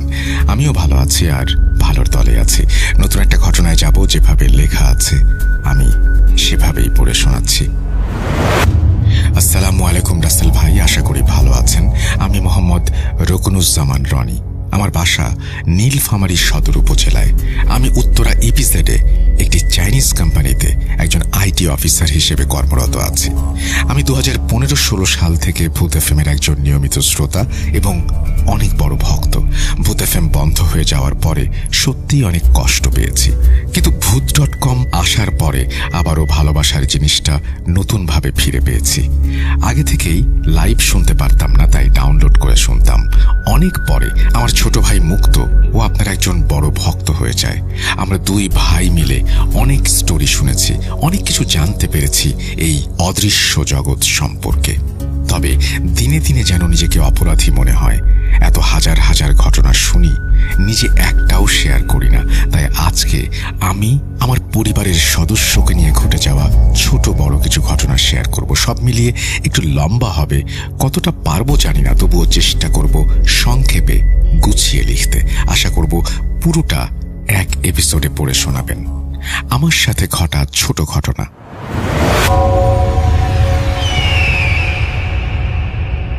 রাসেল ভাই, আমাদের বাড়ি থেকে প্রায় 300 মিটার দূরে একটা নদী আছে। বন্যার সময় নদী ভাঙনের কারণে এর পার অনেকটা এগিয়ে আসলেও পানি অনেকটা নিচেই এবং কিছুটা দূরেই থাকে শুকনো মৌসুমে। তো কৈশোরে যখন মন খারাপ থাকতো, আমি ওই নদীর ধারে গিয়ে অন্ধকারে একা একা বসে থাকতাম। রাত 8টা হোক বা 11টা হোক, নদীতে বন্যার সময় ছাড়া খুব একটা পানি কখনোই থাকতো না। তো একদিন আমি নদীর পাড়ে বসে আছি। রাত 10টার পর হবে, হয়তো অমাবস্যার রাত তখন, কারণ অনেক অন্ধকার ছিল সেদিন রাতে। হঠাৎ নিচে নদীতে শব্দ হয়। খেয়াল করে দেখলাম বড় কোনো মাছ পানিতে খলখল শব্দ করছে। আমি আর 10 হাত এগিয়ে উঁকি দিলে হয়তো দেখতে পারতাম, কিন্তু সাহস হয়নি। এত কম পানিতে অমন বড় মাছের এত তীব্র শব্দ, আমি বুঝতে পারি কিছু একটা আমার দৃষ্টি আকর্ষণ করতে চাইছে। আমি উঠে পেছনে না ফিরে সোজা বাড়ি চলে আসি। এরপর আরও একদিন রাতে 8টার দিকে হবে, ঠিক একই ঘটনা ঘটে। পরে জানতে পারি এই মাছের আরো অনেক ঘটনা আছে নদীর এই ঘাটে। যেমন কেউ জালে পেঁচানোর পরও দেখে মাছ আর নেই সেখানে, দেখা যায় কিন্তু ধরা যায় না। এক বড় আপু এই মাছের খলখল শব্দ পেয়েছে, যা অত ছোট পানিতে থাকা পুরোই অসম্ভব। আরেকটা ছোট ঘটনা হলো বছর 2 আগের। আমার সেদিন একটু রাত করে অফিস থেকে ফিরতে হয়। রাত 10টার পর ছুটি। বাড়ি আসতে সময় লাগে 25 মিনিট। আসতে হয় এক শ্মশানের পাশ দিয়ে। তো ওই শ্মশান পেরিয়ে সেই নদীর একটা অংশ পার হয়ে আসতেই আমি হঠাৎ একটা আর্তনাদ শুনি, কোনো মেয়ের আর্তনাদ। রাত 10টা 20, গ্রামে অনেক রাত। এই সময় রাস্তা থেকে যেন 10 হাতের নিচে আমার বাম কানের কাছেই কেউ অদ্ভুতভাবে চিৎকার করে ওঠে, যেন খুব কাছ থেকেই। বাইকের আলোয় কাউকেই দেখা যায়নি। সম্পূর্ণ জায়গাটি ফাঁকা, বৃষ্টির রাত, আর সেখানে এমন চিৎকার আমার শির দ্বারা ঠান্ডা করে দেয়। কিছু দূর গিয়ে একটা মানুষকে দেখে আমি প্রাণ ফিরে পাই। আমার সাথে ঘটা এই 3টি ঘটনা, যা খুব একটা ভয়ের না হয়তো, কিন্তু যখন ঘটেছে তখন এগুলো খুবই ভয়ানক ছিল এবং এর কোনো এক্সপ্লেনেশন আমার কাছে নেই। আমি নিশ্চিত এগুলো একেবারেই কোনো স্বাভাবিক বিষয় ছিল না। ভাবির সাথে ঘটা প্রথম ঘটনা। এই ঘটনার সাল মনে নেই, হবে 2021-22। সরকারি চাকরি হওয়ায় বড় ভাইয়ের পোস্টিং তখন নারায়ণগঞ্জে। নতুন নতুন বিয়ে। ভাই বউকে নিয়ে শ্বশুর বাড়ি বেড়াতে গেছেন। ভাবিকে নিয়ে বাড়িতে ফেরেন। সেই রাতেই বাসে করে যাবেন নারায়ণগঞ্জ। ভাইয়ার সাথে বাইকে একদম ভর দুপুরবেলা লাল শাড়ি পরে এসেছিলেন ভাবি। সন্ধ্যায় ভাইয়া ব্যাগ গোছগাছ করল। আমি শহরে গিয়ে গাড়িতে তুলে দিয়ে আসলাম ভাইকে। রাতে খেয়ে সবাই শুয়ে পড়ল। মা আর ভাবি তখন একসাথে থাকে। ঘটনার শুরু রাত 12টা যখন ছুঁই ছুঁই। হঠাৎ আমার দরজায় প্রচন্ড শব্দ করে মা ডাকছে। ধরফর করে উঠে বসলাম। মা বলল, তোর মুন্সি বড় আব্বাকে ডেকে আনতো তাড়াতাড়ি। কি হয়েছে বলতো, এদিকে এসে দেখে যা। গিয়ে দেখি ভাবির চোখ বন্ধ, মুখে অনেক আতঙ্ক, হাত পা ছড়াচ্ছে আর বলছে, হেই যা যা, এটা এরকম করছে কেন? এই, কামড়াচ্ছে কেন? সর সর। নিজেই নিজের গলা চিপে ধরছে, এদিক সেদিক লাথি দিচ্ছে, অনবরত হাত পা ছুটছে। বুঝতে বাকি রইল না তাকে কোনো একটা কিছু আসর করেছে। আমি গিয়ে ছোট ভাইকে আর আব্বাকে ডাকলাম। ওরা ঘর থেকে বেরিয়ে আসলো। আমার বাবা বিজ্ঞান বিশ্বাসী মানুষ, এসবে বিশ্বাস করেন না। এসব দেখে যেন কিছুই হয়নি, শুধু দাঁড়িয়ে দেখছেন, কিছুই ঢুকছে না তার মাথায়। আমি আর ছোট ভাই মিলে দেরি না করে সেই পাশের বাসার মুন্সি বড় আব্বাকে ডেকে আনলাম। মুন্সি বড় আব্বা উজু করে আসলেন আমাদের সাথে। এসে ভাবির কনিষ্ঠ আঙ্গুল চিপে ধরে সূরা পড়ে ফু দিলেন, তেল পরা দিলেন, পানি পরা দিলেন খাওয়ার জন্য। এর মাঝে বারবার নিজের গলা তিনি চেপেই ধরছেন। সেটাতে আর তেমন কিছু হলো না, সব ঠিক হয়ে গেল। মুন্সি বড় আব্বার কথা অনুযায়ী ভর দুপুরবেলা লাল শাড়ি পরে আসায় রাস্তায় কোনো একটা কিছু ভাবির পিছু নিয়েছিল। ভাবির সাথে ঘটা দ্বিতীয় ঘটনা, ওই ঘটনার 6 থেকে 8 মাস পরের ঘটনা। এখন ভাই নীলফামারীতে থাকে। এক সন্ধ্যায় তার শুটকি দিয়ে ভাত খেতে ইচ্ছে করলো, তো ভাই মাকে বলে শুটকি আনার জন্য। আমাদের বাড়ির পিছনে এক চাচার শুটকির ব্যবসা আছে, তো মা সেই চাচার কাছ থেকে শুটকি নিয়ে আমার ঘরের পাশের লিচু গাছের নিচ দিয়ে আসে। এই লিচু গাছটা কিন্তু মনে রাখবেন। তারপর কোনো কাজের জন্য ভাই বাজারে চলে যায়। মা রান্নাঘরে সবকিছু রেডি করলো। এখন ভাবি বলছে সে রান্না করবে, তো মা সবকিছু বুঝিয়ে এসে টিভি দেখতে বসেছেন। রান্নাঘর থেকে শুটকির প্রচণ্ড গন্ধ আসছে। ভাই একটু পর বাজার থেকে আসলেন। ভাই বাজার সদাই রাখতে রান্নাঘরে গেলেন। ভাবিকে দেখলেন চোখ মুখ লাল, রাগি রাগি ভাব। ভাই ভাবলেন আমরা কেউ কিছু বলেছি, তাই হয়তো সে রাগ করেছে। তখন ভাই কিছুই বললেন না, রুমে আসলেন। পরে আবার রান্নাঘরে গিয়ে দেখেন ভাবি আরো রেগে আগুন। তার কাছে গিয়ে জিজ্ঞেস করবেন, সে চুলা ধূপ বন্ধ করে রুমে চলে গেল। চেয়ারে বসে টেবিলে লাথি মারছে জোরে জোরে। ভাই কাছে গিয়ে কাঁধে হাত রেখে জিজ্ঞেস করলেন, কি হয়েছে তোমার? এরকম করছো কেন? তুই যে আমাকে ধরছিস, তুই কি নামাজ পড়িস? এবার ভাই বুঝে গেছেন ব্যাপারটা নর্মাল না। তিনি তাড়াতাড়ি মাকে রুমে ডাকেন, সাথে আমরাও যাই। ভাবিকে ভাই সামলাতেই পারছেন না কোনোভাবে। ছেড়ে দাও, আমি চলে যাব, এই ধরনের কথাবার্তা বলছেন ভাবি। ছোট ভাই আর আমি ভাবলাম ইউটিউব থেকে আয়াতুল কুরসি ছেড়ে দিলাম। সে বাঁকা চোখে আমাদের দিকে তাকিয়ে আছে। মাকে বলে, ওটা বন্ধ করতে বলবি? তারপর বরাবরের মতো মুন্সি বড় আব্বাকে ডাকলাম। উনি এবারের সমস্যা দেখে বললেন, এটা তো এবার বেশি মনে হচ্ছে। আমার থেকেও এসব বিষয়ে জানে এরকম কাউকে দেখাতে হবে। বাধ্য হয়ে আমরা অন্য একজনকে নিয়ে আসি তাঁর কথা মতো। এরপর উনি আম বাদে অন্য কোনো গাছের ডাল আনতে বলেন। আমরা নিয়ে আসি। উনি অনেক সূরা, কিছু ছন্দের মতো বলে যান এবং জিনকে হাজির করান। তারপর শুরু হয় সেই জিনের সাথে কথোপকথন। আমার বিজ্ঞান মনস্ক বাবা এবারও শুধু দেখে যাচ্ছেন, কিছুই বুঝতে পারছেন না। তো ওই জিনের ইন্টারভিউটা আমার ফোনে ভিডিও করা ছিল। দুর্ভাগ্যবশত ভিডিওটা ল্যাপটপ নষ্ট হয়ে যাওয়ায় হারিয়ে যায়। সেই জিনকে প্রশ্ন করা হলে সে উত্তর দেয় সে একটা জিন, সে থাকে লিচু গাছে। এটা সেই লিচু গাছ আমার জানালা থেকে মাত্র 4-5 হাতের দূরে অবস্থিত। আর জানালা খুললেই সেই লিচু গাছ দেখা যায়। গাছের নিচ দিয়ে মা শুটকি এনেছেন, রান্না করেছেন, শুটকির গন্ধ পেয়েছেন, তাই সে খেতে পারেনি, ভাবিকে আসর করেছে। ভাবিকে নিয়ে যাবে এইসব বলে।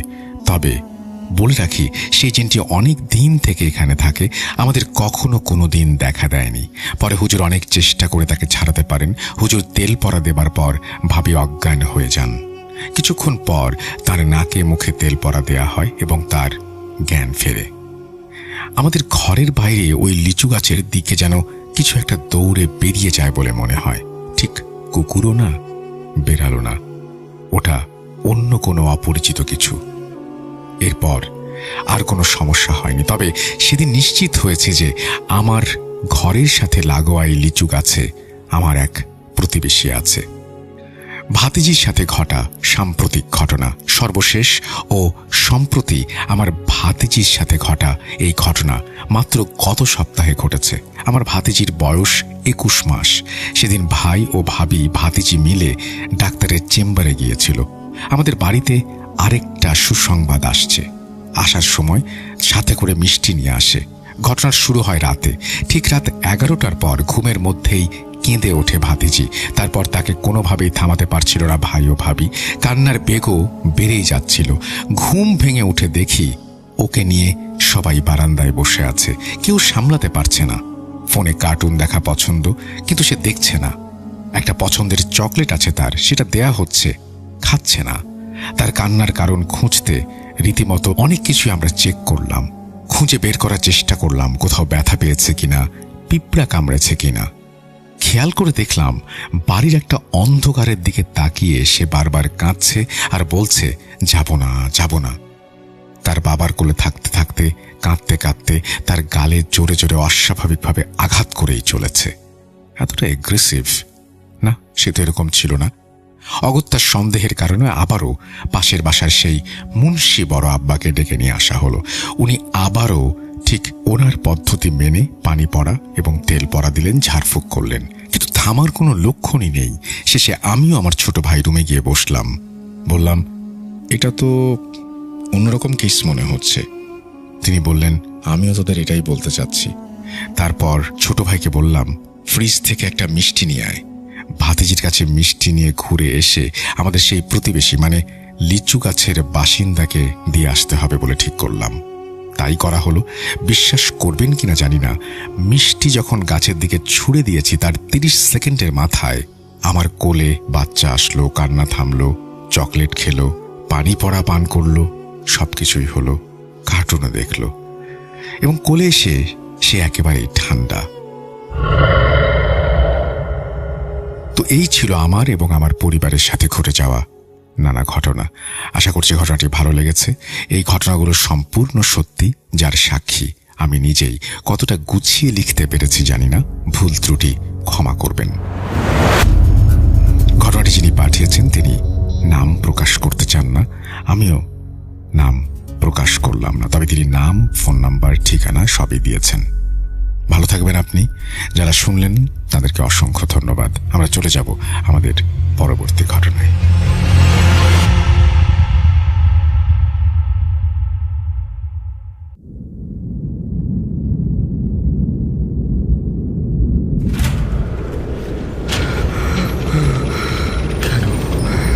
কেন তুমি আসো? আমি শুধু তোমার সাথেই থাকতে চাই। কিভাবে সম্ভব? মৃতদের এই পৃথিবীতে থাকতে নেই। তুমি তুমি চলে যাও, চলে যাও, প্লিজ চলে যাও। সবটাই কি ইলুশন, নাকি অন্য জগতের কেউ কখনো হাজির হয়ে যায় চোখের পলকে? ভূত.com with রাসেল। Welcome back. আপনাদের সবাইকে স্বাগত জানাচ্ছি আমি রাসেল। আশা করছি আপনারা সবাই ভালো আছেন, ভালোর দলে আছেন। আমরা ইমেল শুনলাম, এবার সরাসরি চলে যাব অডিও ক্লিপে।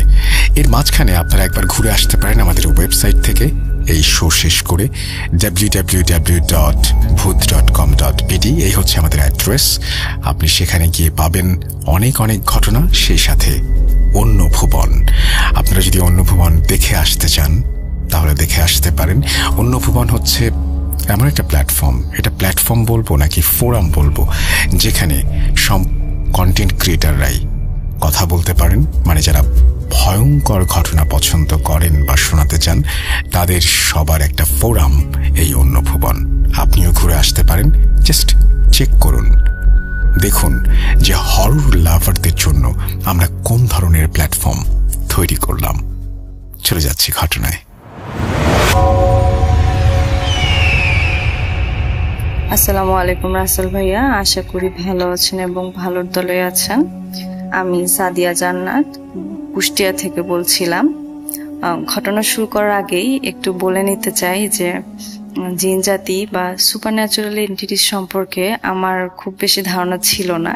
এরা যে কতটা ভয়ঙ্কর বা মানব জাতির জন্য যে কতটা ক্ষতিকর হতে পারে এ বিষয়ে আমার আসলে কোনো ধারণাই ছিল না, যেটা আমি এই প্ল্যাটফর্মে আপনাদের স্টোরিগুলো শুনে জানতে পেরেছি। তো আমি মনে করি সবারই কম বেশি এই সুপারন্যাচুরাল এন্টিটি সম্পর্কে ধারণা রাখা উচিত। এটা আমাদের এভরিডে লাইফকে অনেক ইজি করবে, কারণ অনেক সময় আমরা না জেনে অনেক ভুল করে ফেলি এবং পরবর্তীতে সেটার জন্য আমাদের সাফার করতে হয়। তো এরকম একটা নলেজ আমাদের সাথে শেয়ার করার জন্য আপনাদের আন্তরিকভাবে ধন্যবাদ জানাই। এখন চলে যাচ্ছে আমাদের ঘটনায়। এটি আমার হোম টাউন সিরাজগঞ্জের রায়গঞ্জ উপজেলার ছোট্ট একটি গ্রামে এই ঘটনাটি ঘটে। 2007-এ যখন সিরাজগঞ্জ সহ আরও বেশ অনেকগুলো জেলায় বন্যা পরিস্থিতি সৃষ্টি হয়, এটা সেই সময়ের ঘটনা। তো আমরা তখন আমাদের গ্রামের বাড়ি চলে যাই। যেহেতু বন্যার পানিতে একদম খাল বিল সবকিছু ভরে যায়, আর তখন যাতায়াত ব্যবস্থা মানেই ছিল নৌকা। আপনি যেখানেই যান না কেন আপনাকে নৌকাতে করেই যেতে হতো তখন। তো আশেপাশের বেশ কিছু জায়গাতে তখন নৌকা বাইচের একটা প্রচলন বা চল শুরু হয়। হ্যাঁ, যে একটা গ্রামের বেশ কিছু মানুষ মিলে একটা বাইচের নৌকা তারা বানাচ্ছে এবং প্রতিযোগিতা করছে আর কি নিজেদের মধ্যে। তো আমাদের গ্রামেরও অনেকেই তখন এই বিষয়টা দেখে অনেক উৎসাহিত হয় এবং সবাই মিলে সিদ্ধান্ত নেয়, গ্রামের সবাই মিলে, যে তারাও একটা বাইচের নৌকা বানাবে। তো বাইচের নৌকা বিভিন্ন রকমের হয়ে থাকে, আপনার সাম্পান, পাঞ্ছি, গয়না, কোষা, বিভিন্ন ধরনের হয়ে থাকে এগুলো। তো আমাদের গ্রামের সবাই মিলে ডিসাইড করে যে আমাদের যে নৌকাটা বানাবে সেই নৌকাটা হবে কোষা। এটা আমাদের নেটিভ ল্যাঙ্গুয়েজে কোষা বলে, আমি জানি না ঠিক শুদ্ধ বাংলায় এটাকে এই নৌকার নাম আসলে কি। আর যেহেতু তখন আমি অনেক ছোট ছিলাম, 8-10 বছর বয়স হবে আমার, তাই খুব বেশি আমি মনে করতে পারছি না বা স্পষ্ট ধারণা আমার নেই এই বিষয়টা সম্পর্কে। তো যাই হোক, কোষা নৌকাটা হয় আপনার অনেক লম্বা হয়, বেশ লম্বা, কিন্তু আপনার চওড়া খুব বেশি চওড়া হয় না, মানে একটু চিকন কিন্তু অনেক লম্বা হয় নৌকাটা। তো নৌকা বানানোর একটা ধাপ হচ্ছে যে আপনার নৌকাতে যে কোনো একটা স্পিরিচুয়াল একটা এন্টিটিকে আপনার পজিশন দিতে হয়, স্থান দিতে হয় নৌকাতে। এটা কেন দেয় আমি আসলে ব্যাখ্যা করতে পারবো না, কিন্তু দিতে হয় এটুকুই আমি জানি। তো এই বিষয়টা আপনার পুরোটাই তদারক করে আপনার নৌকার যে প্রধান কারিগর। আমাদের নৌকার যে প্রধান কারিগর ছিল ওনার এরকম আমি যতটুকু শুনেছি যে ওনার কিছু আধ্যাত্মিক ক্ষমতা ছিল। তো নৌকা বানানোর শেষে উনি যে কোনো একটা রিচুয়ালস এর মাধ্যমে হোক আর যেভাবেই হোক উনি ফাইন্ড আউট করতে পারে যে আমাদের নৌকাটায়, যে এটাকে আসলে গ্রামের ভাষা আসন বলে, হ্যাঁ, যে আমাদের নৌকাটায় আসন পেয়েছে আপনার কালী। তো যেহেতু কালী আসন পেয়েছে, মানে আমাদের নৌকায় যারাই উঠবে বা যারা আপনার নৌকাতে উঠবে তাদেরকে সবার কিছু কিছু নিয়ম মেনে চলতে হবে।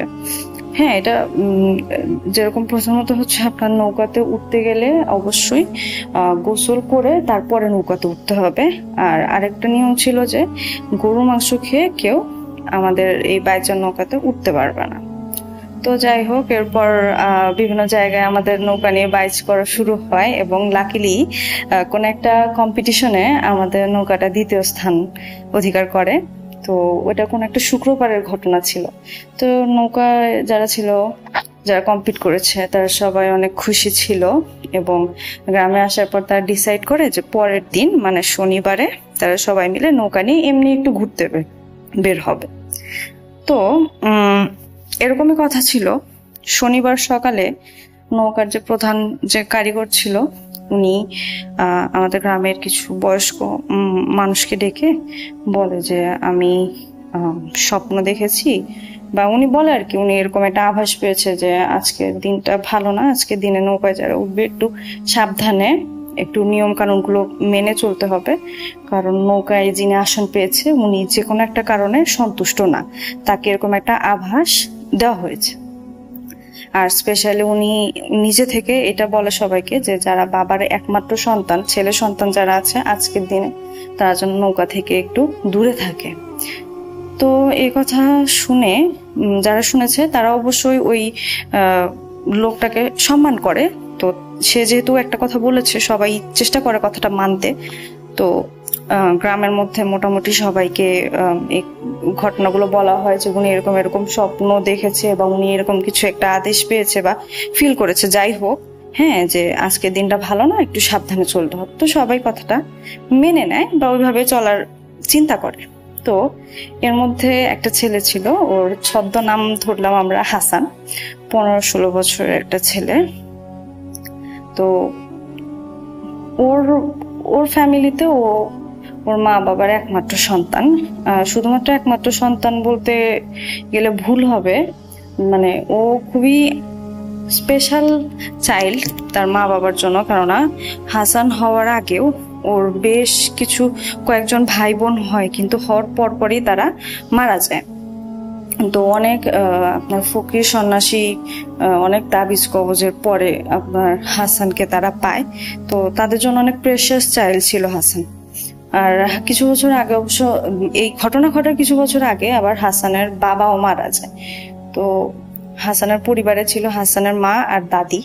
তো তারা যখন এই কথাটা শোনে তখন তারা প্রথমে হাসানকে না করে যে, দেখো আজকে তোমার নৌকায় যাওয়ার দরকার নেই, আজকে তো কোনো কম্পিটিশনও নাই, তো আজকে নাই বা গেলে তুমি নৌকায়। আর মানে এখানে আরেকটা কোইন্সিডেন্ট যেটা ঘটে, যে আগের দিন যেহেতু শুক্রবার ছিল, হাসানদের বাসায় গরু মাংস রান্না করা হয়। তো হাসান তার আগের দিন রাতেও গরু মাংস খেয়েছিল, সেদিন সকালেও সে গরু মাংসই খেয়েছে। তো এই জিনিসগুলো মাথায় রেখে হাসানের মা আর হাসানের দাদি ওকে বারবার না করে যে আজকে তোমার যাওয়ার কোনো প্রয়োজন নেই। তো হাসান তাদেরকে কিছু বলে না। নৌকাটা গ্রামের, একটা গ্রামে তো অনেকগুলো ঘাট থাকে, এক একটা পাড়ায় এক একটা ঘাট থাকে। তো নৌকাটা রাখা হয় একদম শেষের ঘাটে। তো শেষের ঘাট থেকে লোক তুলতে তুলতে তুলতে তুলতে সামনের দিকে নৌকাটা আগায়। তো হাসানদের যে ঘাট ছিল, হাসানের মা আর দাদি সে ঘাটে এসে দাঁড়িয়ে থাকে যেন তাদের ছেলে না উঠতে পারে। হাসান কি করে, তাদেরকে কোনো কিছু না বলে সে সোজা তাদের ঘাট থেকে আরো 2-1 ঘাট সামনে, মানে আরো সামনে 2-1 ঘাটে এসে হচ্ছে সে দাঁড়ায়। মানে আমাদের যে নৌকার ঘাট, যেখান থেকে আমাদের পাড়ার লোকরা উঠে, হাসান সেই ঘাট থেকে নৌকায় উঠে, যাতে না ওর মা আর দাদি ওকে না আটকাতে পারে। তো নৌকায় ওঠার সময় অনেকেই না করেছে হাসানকে যে হাসান আজকে উঠো না, আজকে তোমার ওঠার দরকার নেই, কিন্তু ও শুনেনি কথা। তো যাই হোক, নৌকা নিয়ে আপনার খাল পার হয়ে আমাদের যে শাখা নদী আছে, ইসামতি নদী, সে নদী দিয়ে নৌকা চলতে থাকে। তো এই শাখা নদীর একটা জায়গায় আপনার বেশ কিছুটা জায়গা মিলে এরকম থাকে যে গরমের দিনে ওই জায়গার পানি শুকায় না। হ্যাঁ, গরমের দিনে যখন আপনার শাখা নদী তো খুব বেশি ডিপ হয় না, এই জন্য গরমের দিনে আপনার নদী শুকিয়ে যায়। কিন্তু ওই একটা সার্টেন এরিয়া আছে যেখানকার পানি কখনোই শুকায় না। তো ওই জায়গাটার উপর দিয়ে আবার একটা ব্রিজ চলে গেছে। তো বাকি ঘটনাটা আমার আব্বুর মুখ থেকে শোনা, যে উনি বলছিল আমার আব্বু হচ্ছে তখন নৌকাই ছিল, সে নৌকার পেছনের দিকে যেখানে হাল ধরতো, আমার বাবা হচ্ছে নৌকার হাল ধরতো, তো উনি একদম পেছনে ছিল, একদম পেছন থেকে সামনে পর্যন্ত পুরাটা ভিউ উনি ক্লিয়ারলি দেখেছে। তো আমার বাবা বলেছিল যে নৌকা যখন যাচ্ছিল, ব্রিজটা ক্রস করছে, নৌকাটা একদম ব্রিজের মাঝ বরাবর, মানে ব্রিজের পিলারের মাঝ বরাবর নৌকা চলে এসেছে, মানে অর্ধেক নৌকা পার হয়ে গেছে ব্রিজের নিচ দিয়ে। হ্যাঁ, আর মানে খুব স্মুথলি নৌকা যাচ্ছে, এদিকে ওদিকে কোথাও কোনো পিলারের সাথে বা কোনো কিছুর সাথে লাগেনি, খুব স্মুথলি নৌকা বের হয়ে যাচ্ছে।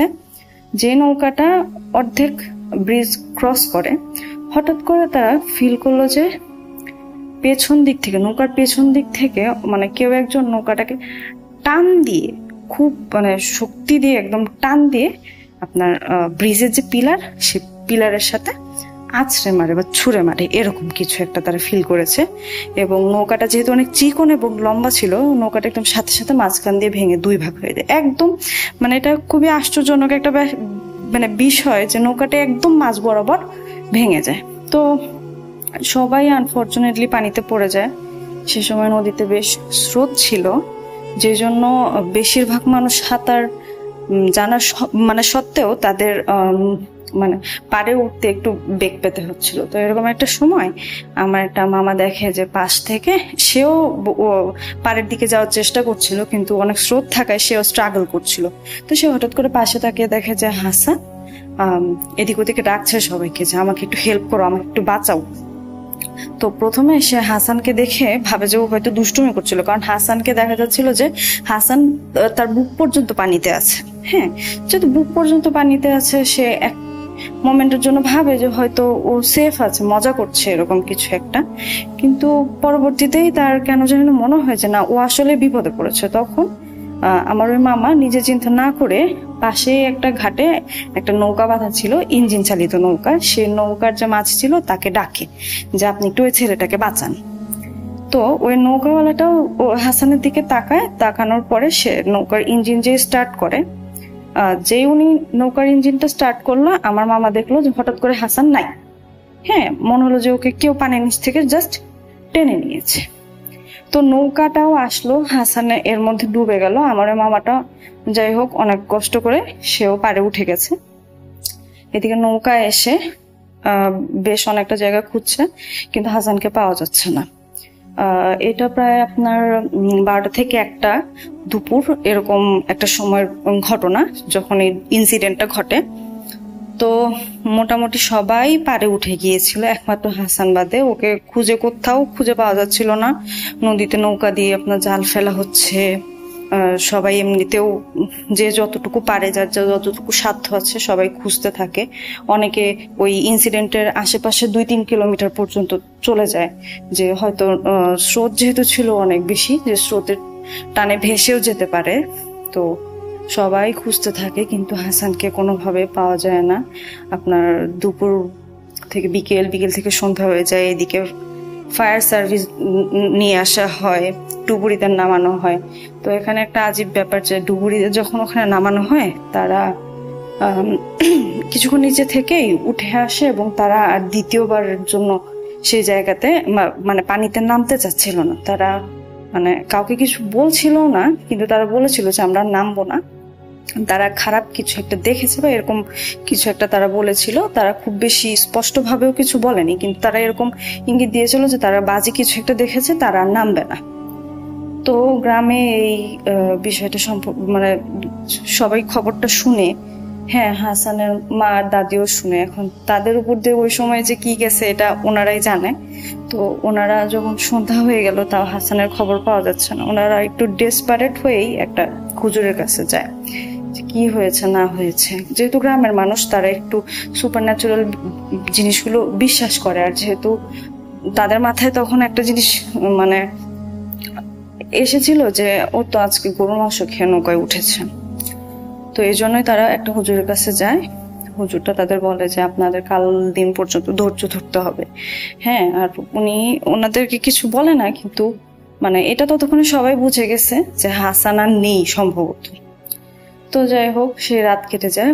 পরদিন ঠিক ওই 12টা থেকে 1টার মধ্যে এরকম একটা সময়ে ওই যে জায়গাটাতে ইনসিডেন্টটা ঘটে, নদীর যে ব্রিজের কাছে, তো তার আশেপাশের কোনো একটা বাড়ির একজন বউ সেই নদীর পাড়ে যে উনি কাপড় ধুচ্ছিল। তো সাডেনলি উনি দেখে যে নদীর মাঝখান থেকে আপনার বুদবুদ উঠছে। হ্যাঁ, আর কালো চুলের মতো বা এরকম কিছু একটা তার দিকে ভেসে আসছে খুব স্পিডে। সে খুব ভয় পায়, ভয় পেয়ে একদম সাডেনলি উঠে পড়ে, পানি থেকে একদম পাড়ে উঠে পড়ে। তো উনি নাকি দেখেছিল যে এরকম বুদবুদ উঠছে আর কিছু একটা ঠেলে দিয়েছে কেউ একজন, মানে চুলের মতো কিছু একটা উনি দেখেছে যে একটা কিছু একটা ঠেলে দিয়েছে পাড়ের দিকে ধাক্কা দিয়ে পাঠিয়ে দিয়েছে। তো উনি সবাইকে আশেপাশে যারা ছিল সবাইকে ডাকাডাকি করে। সবাই এসে দেখে যে ওটা ছিল হাসানের লাশ। ঠিক যে সময়ে আগের দিন যে সময় হাসান ডুবে যায়, পরদিন ঠিক সেই সময় তার লাশটা পাওয়া যায়। তো আমাদের গ্রাম থেকে যে সবাই লাশটা নিয়ে আসে। তো এখানে লাশের মধ্যে কিছু ব্যাপার ছিল যে 24 ঘন্টা পানির নিচে থাকার পরও হাসানের পেটে 1 ফোঁটা পানি ছিল না। হ্যাঁ, 1 ফোঁটাও পানি ছিল না। ওর নাকে, মুখে, কানে সব জায়গায় একদম কাদা ছিল, হ্যাঁ, একদম ভর্তি ভর্তি কাদা। আর ওর একটা চোখ ছিল না, একটা চোখ মনে হচ্ছিল কেউ খুবলে তুলে নিয়েছে এরকম। আপনার তাছাড়া ওর হাতে, পায়ে, পিঠে এই জায়গাগুলোতে নখের আঁচড় ছিল, মনে হচ্ছিল যে কেউ নখ দিয়ে অনেক আঁচড়িয়েছে এরকম ছিল। তো যাই হোক, গ্রামের মানুষ আসলে এরকম অনেক কিছুতেই অভ্যস্ত। তো এরপর হচ্ছে ওকে দাফন কাফন করানো হয়। তো এটাই ছিল ঘটনা। হয়তো বা খুব বেশি ভয়ঙ্কর আর হিম করা কোনো ভয়ঙ্কর গল্প না। এখানে কোনো আপনার ভয়ঙ্কর কোনো অবয়বের উপস্থিতি নেই, কিন্তু এটা আসলে একটা খুবই মর্মান্তিক একটা বেদনাদায়ক একটা স্টোরি, যেটা আমরা সচক্ষে দেখেছি গ্রামের সবাই, হ্যাঁ। আর হাসানের মা আর দাদির সেই দুঃখটা আমরা সবাই খুব ফিল করেছি, যে একটা ছেলে নিজের একটু জিদের বসেই বলবো আমরা, হ্যাঁ, সবার না করা সত্ত্বেও সে কিছু মিস্টেক করে, আর যার জন্যই আসলে মানে গ্রামের সবার এটাই হচ্ছে, সবাই মানে বিশ্বাস করে যে ও যদি সেদিন নৌকায় না উঠতো গরুর মাংস খেয়ে, তাহলে হয়তো ওর সাথে এরকম কোনো ঘটনা ঘটতো না। তো ভাইয়া, এটাই ছিল ঘটনা। যদি প্রচারযোগ্য মনে হয় আপনার কাছে, তাহলে অবশ্যই সবার সাথে শেয়ার করবেন। ধন্যবাদ সবাইকে।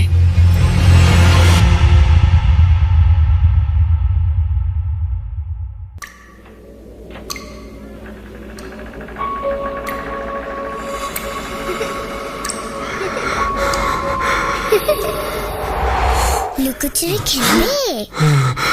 লুকোচুরি তুমি লুকাও, আমি ঠিকই তোমাকে খুঁজে পাবো।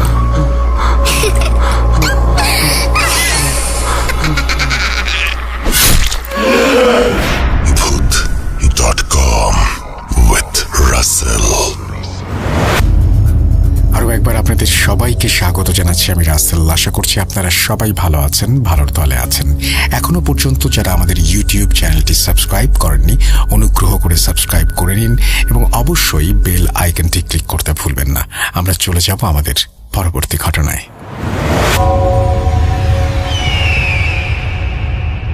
আসসালামু আলাইকুম রাসেল ভাই, আশা করি ভালো আছেন আর আপনি সবসময় ভালো দলে থাকেন, এটা আমি জানি। আমার নাম আবু সালে অনিক। আমার বাসা পঞ্চগড় জেলার টুনিরহাট কাজলডিগিতে দলুয়াপাড়া গ্রামে। আমি আপনার চ্যানেলে নতুন এই সাল থেকেই, কিন্তু যখন থেকে আপনার গল্প শোনা শুরু করছি তখন থেকে আমি রেগুলার। অনেক ভালো লাগে সত্যি সত্যি।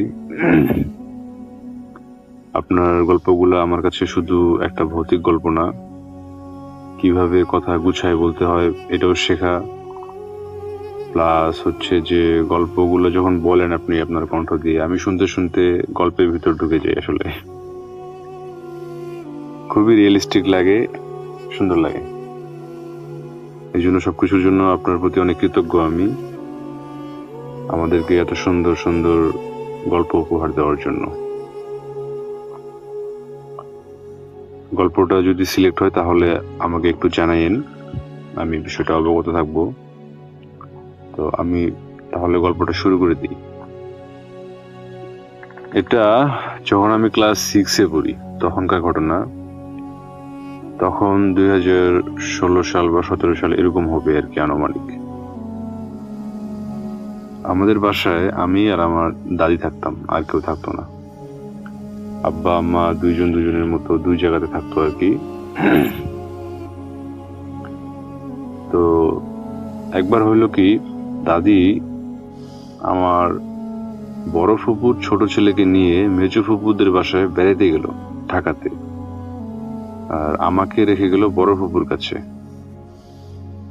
তো বড় ফুপুদের বাসায় যে কদিন দাদি ফিরে না আসে সেখানে থাকবো আমি আর কি।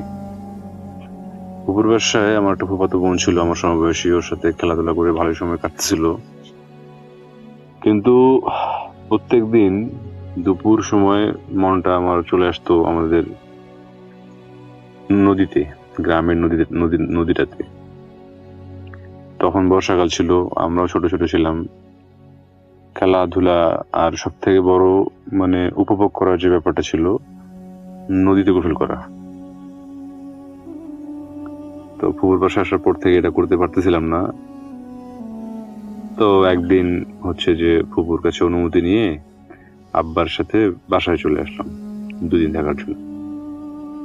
সকালে বাসায় আসলাম, আসার পর আমার সব থেকে কাছের 2 জন সহপাঠী ছিল, একজনের নাম সোহাগ আর একজন একরামুল। আমি ওদের বাসায় গেলাম, গিয়ে বললাম যে আসছি, এখন নদীতে গোসল করতে হবে। ওরা খুশি হইল, কিন্তু ওরা জানাইলো যে দুপুর হইলে তখনই ওরা নামবে। তো যাই হোক, আমি আগে থেকে অবগত করলাম, চলে আসলাম। এইভাবে দুপুর হইতে হইতে আমি 2-3 বার চলে গেছি ওদের বাসায়। মানে তখন অনেকটা ছোট ছিলাম না, তর হচ্ছে না আর কি, এরকম একটা অবস্থা। তো ফাইনালি যখন দুপুর হইল তখন আমি বাড়ি থেকে বের হইলাম, দেখি যে অনেক রোদ আর কি, একেবারে অনেক রোদ। এতই রোদ যে মাঠে ঘাটে যেগুলা গরু ছাগল ছিল ওগুলাও নিয়ে চলে গেছে মানুষ। তো ওদের বাসায় না গিয়ে আমি সরাসরি নদীতে গেলাম, যে দুপুর হয়েছে অবশ্যই ওরা নামছে সরাসরি, এটা ভেবে। তো নদীতে যখন গেলাম, গিয়ে দেখলাম যে এক্স্যাক্টলি ওরা 2জনই, আর কেউ নাই, ওরা 2জনই নামছে। দেখে মনটা ভরে গেল খুশিতে। লুঙ্গি কাচার দিয়ে নামতেছিলাম পাড় থেকে, এটা বলতে বলতে যে নামলি তোরা আর কি, আমাকে একবার বলতে পারতি একসাথে নামতাম। নামলাম, নামার পর 2-1টা ডুব দিলাম। দেওয়ার পর নোটিস করলাম যে ওরা আমার সাথে এখনো কথা বলে নাই। ওরা 2জন অনেক কথা বলে, প্রচুর কথা বলে, বিশেষ করে যখন আমরা একসঙ্গে হই অনেক বাহুল্য কথা বলে। তাই আমি ওদের দিকে তাকাইলাম, তাকানোর পর তখনও আমি কিছু বুঝতে পারিনি ক্লিয়ারলি, কিন্তু হঠাৎ করে আমি নোটিস করলাম যে পাড় থেকে নামার সময় আমি ওদেরকে যে পজিশনে দেখছিলাম ওরা এখনো ঠিক ওই পজিশনের মধ্যেই আছে। তো এটা কিভাবে হইতে পারে, এবং মানে খুবই স্থির মূর্তি টাইপের একদম। তারপর দেখলাম যে ওরা যে মানে পানির মধ্যে আছে, পানিতে যে কোনো একটা জিনিস থাকলে যে ওটা চারপাশে একটা ঢেউ তৈরি হয়, এরকম কোনো ঢেউ নেই ওদের এখানে। তে এটা মনে হইলে এখনো, আমার ওই দিনটার কথা মনে হলে এখনো অনেক শরীর শিউরে ওঠে। আসলে আমি তাৎক্ষণিক বুঝতে পারছি বিষয়টা যে সামথিং ইজ অ্যাবনর্মাল। এগুলা আসলে সোহাগও না, একরামুলও না, এটা একটা ঝামেলার মধ্যে পড়ে গেছি আমি। ওদের শরীরের মধ্যে কোনো পানি ছিল না, মাথা একদম শুকনো ছিল, একজন আরেকজনের কাছাকাছি, কিন্তু কেউ কারোর সাথে কথা বলতেছে না, জাস্ট মূর্তি হয়ে আছে। তো আগেই বলে রাখি, আমাদের বাসাতে আমার একটা বড় বোন আছে আর কি, ওর মানসিক সমস্যা, সাইকোলজিক্যাল প্রবলেম। তো ওকে সুস্থ করার জন্য আমি ছোটবেলা থেকে দেখছি আব্বা আম্মা অনেক কবিরাজ নিয়ে আসতো বাসায়। তার মধ্যে বেশিরভাগ কবিরাজরা বলতো ওর উপর নাকি জিন আছে, এটা আছে সেটা আছে, অনেক কিছু বলতো। কবিরাজরা অনেক কিছু বলতো, অনেক কথাবার্তা হইতো। তো ওগুলো দেখে দেখে শুনে শুনে আমি একটা জিনিস শিখছিলাম, সেটা হচ্ছে যে যদি কোনো ভৌতিক সিচুয়েশন সামনে দাঁড় হয়ে যায় তাহলে ভয় পাইতে হয় না। এটা কতটুকু সত্য আমি জানি না, কিন্তু এটা আমি বিশ্বাস করতাম বা মনে রাখতাম আর কি। তো যখন ফাইনালি আমি বুঝতে পারলাম যে এটা একটা ঝামেলার মধ্যে পড়ছি আর কি আমি, তো আল্লাহর কাছে শুকরিয়া যে ওই সময় অবশিষ্ট কিছু সাহস ছিল আমার। তো আমি ভয় না পেয়ে ওদেরকে শোনায় এটা বলতে থাকলাম যে আচ্ছা ঠিক আছে, আমি উপর থেকে একটা লাফ দিয়ে তোদের কাছে আসি, মানে পাড় থেকে যে লাফ দিই আমরা গোসল করার সময়, এরকম। এটা বলে বুকে সাহস নিয়ে আমি আস্তে আস্তে পাড়ের দিকে উঠে গেলাম, উঠে পাড় পর্যন্ত উঠলাম, উঠে পিছনে তাকালাম না, একটা দৌড় দিয়ে বাড়ির দিকে চলে আসলাম।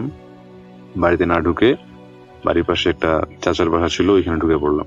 ঢুকে চাচাকে দেখলাম, অন্যান্য মানুষজনকে দেখলাম, দেখে তো বুঝতে পারলাম যে এই যাত্রায় বেঁচে গেছি। তো এটাই ছিল ঘটনা আসলে।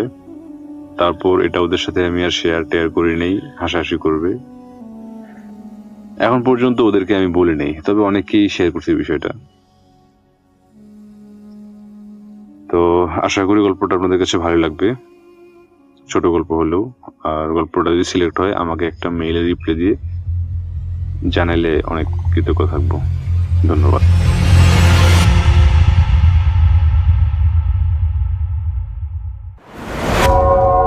আবারও রাতের আঁধারে ভয়ের রাজ্য ফুঁড়ে ফিরেছি সেই পুরনো সুরে।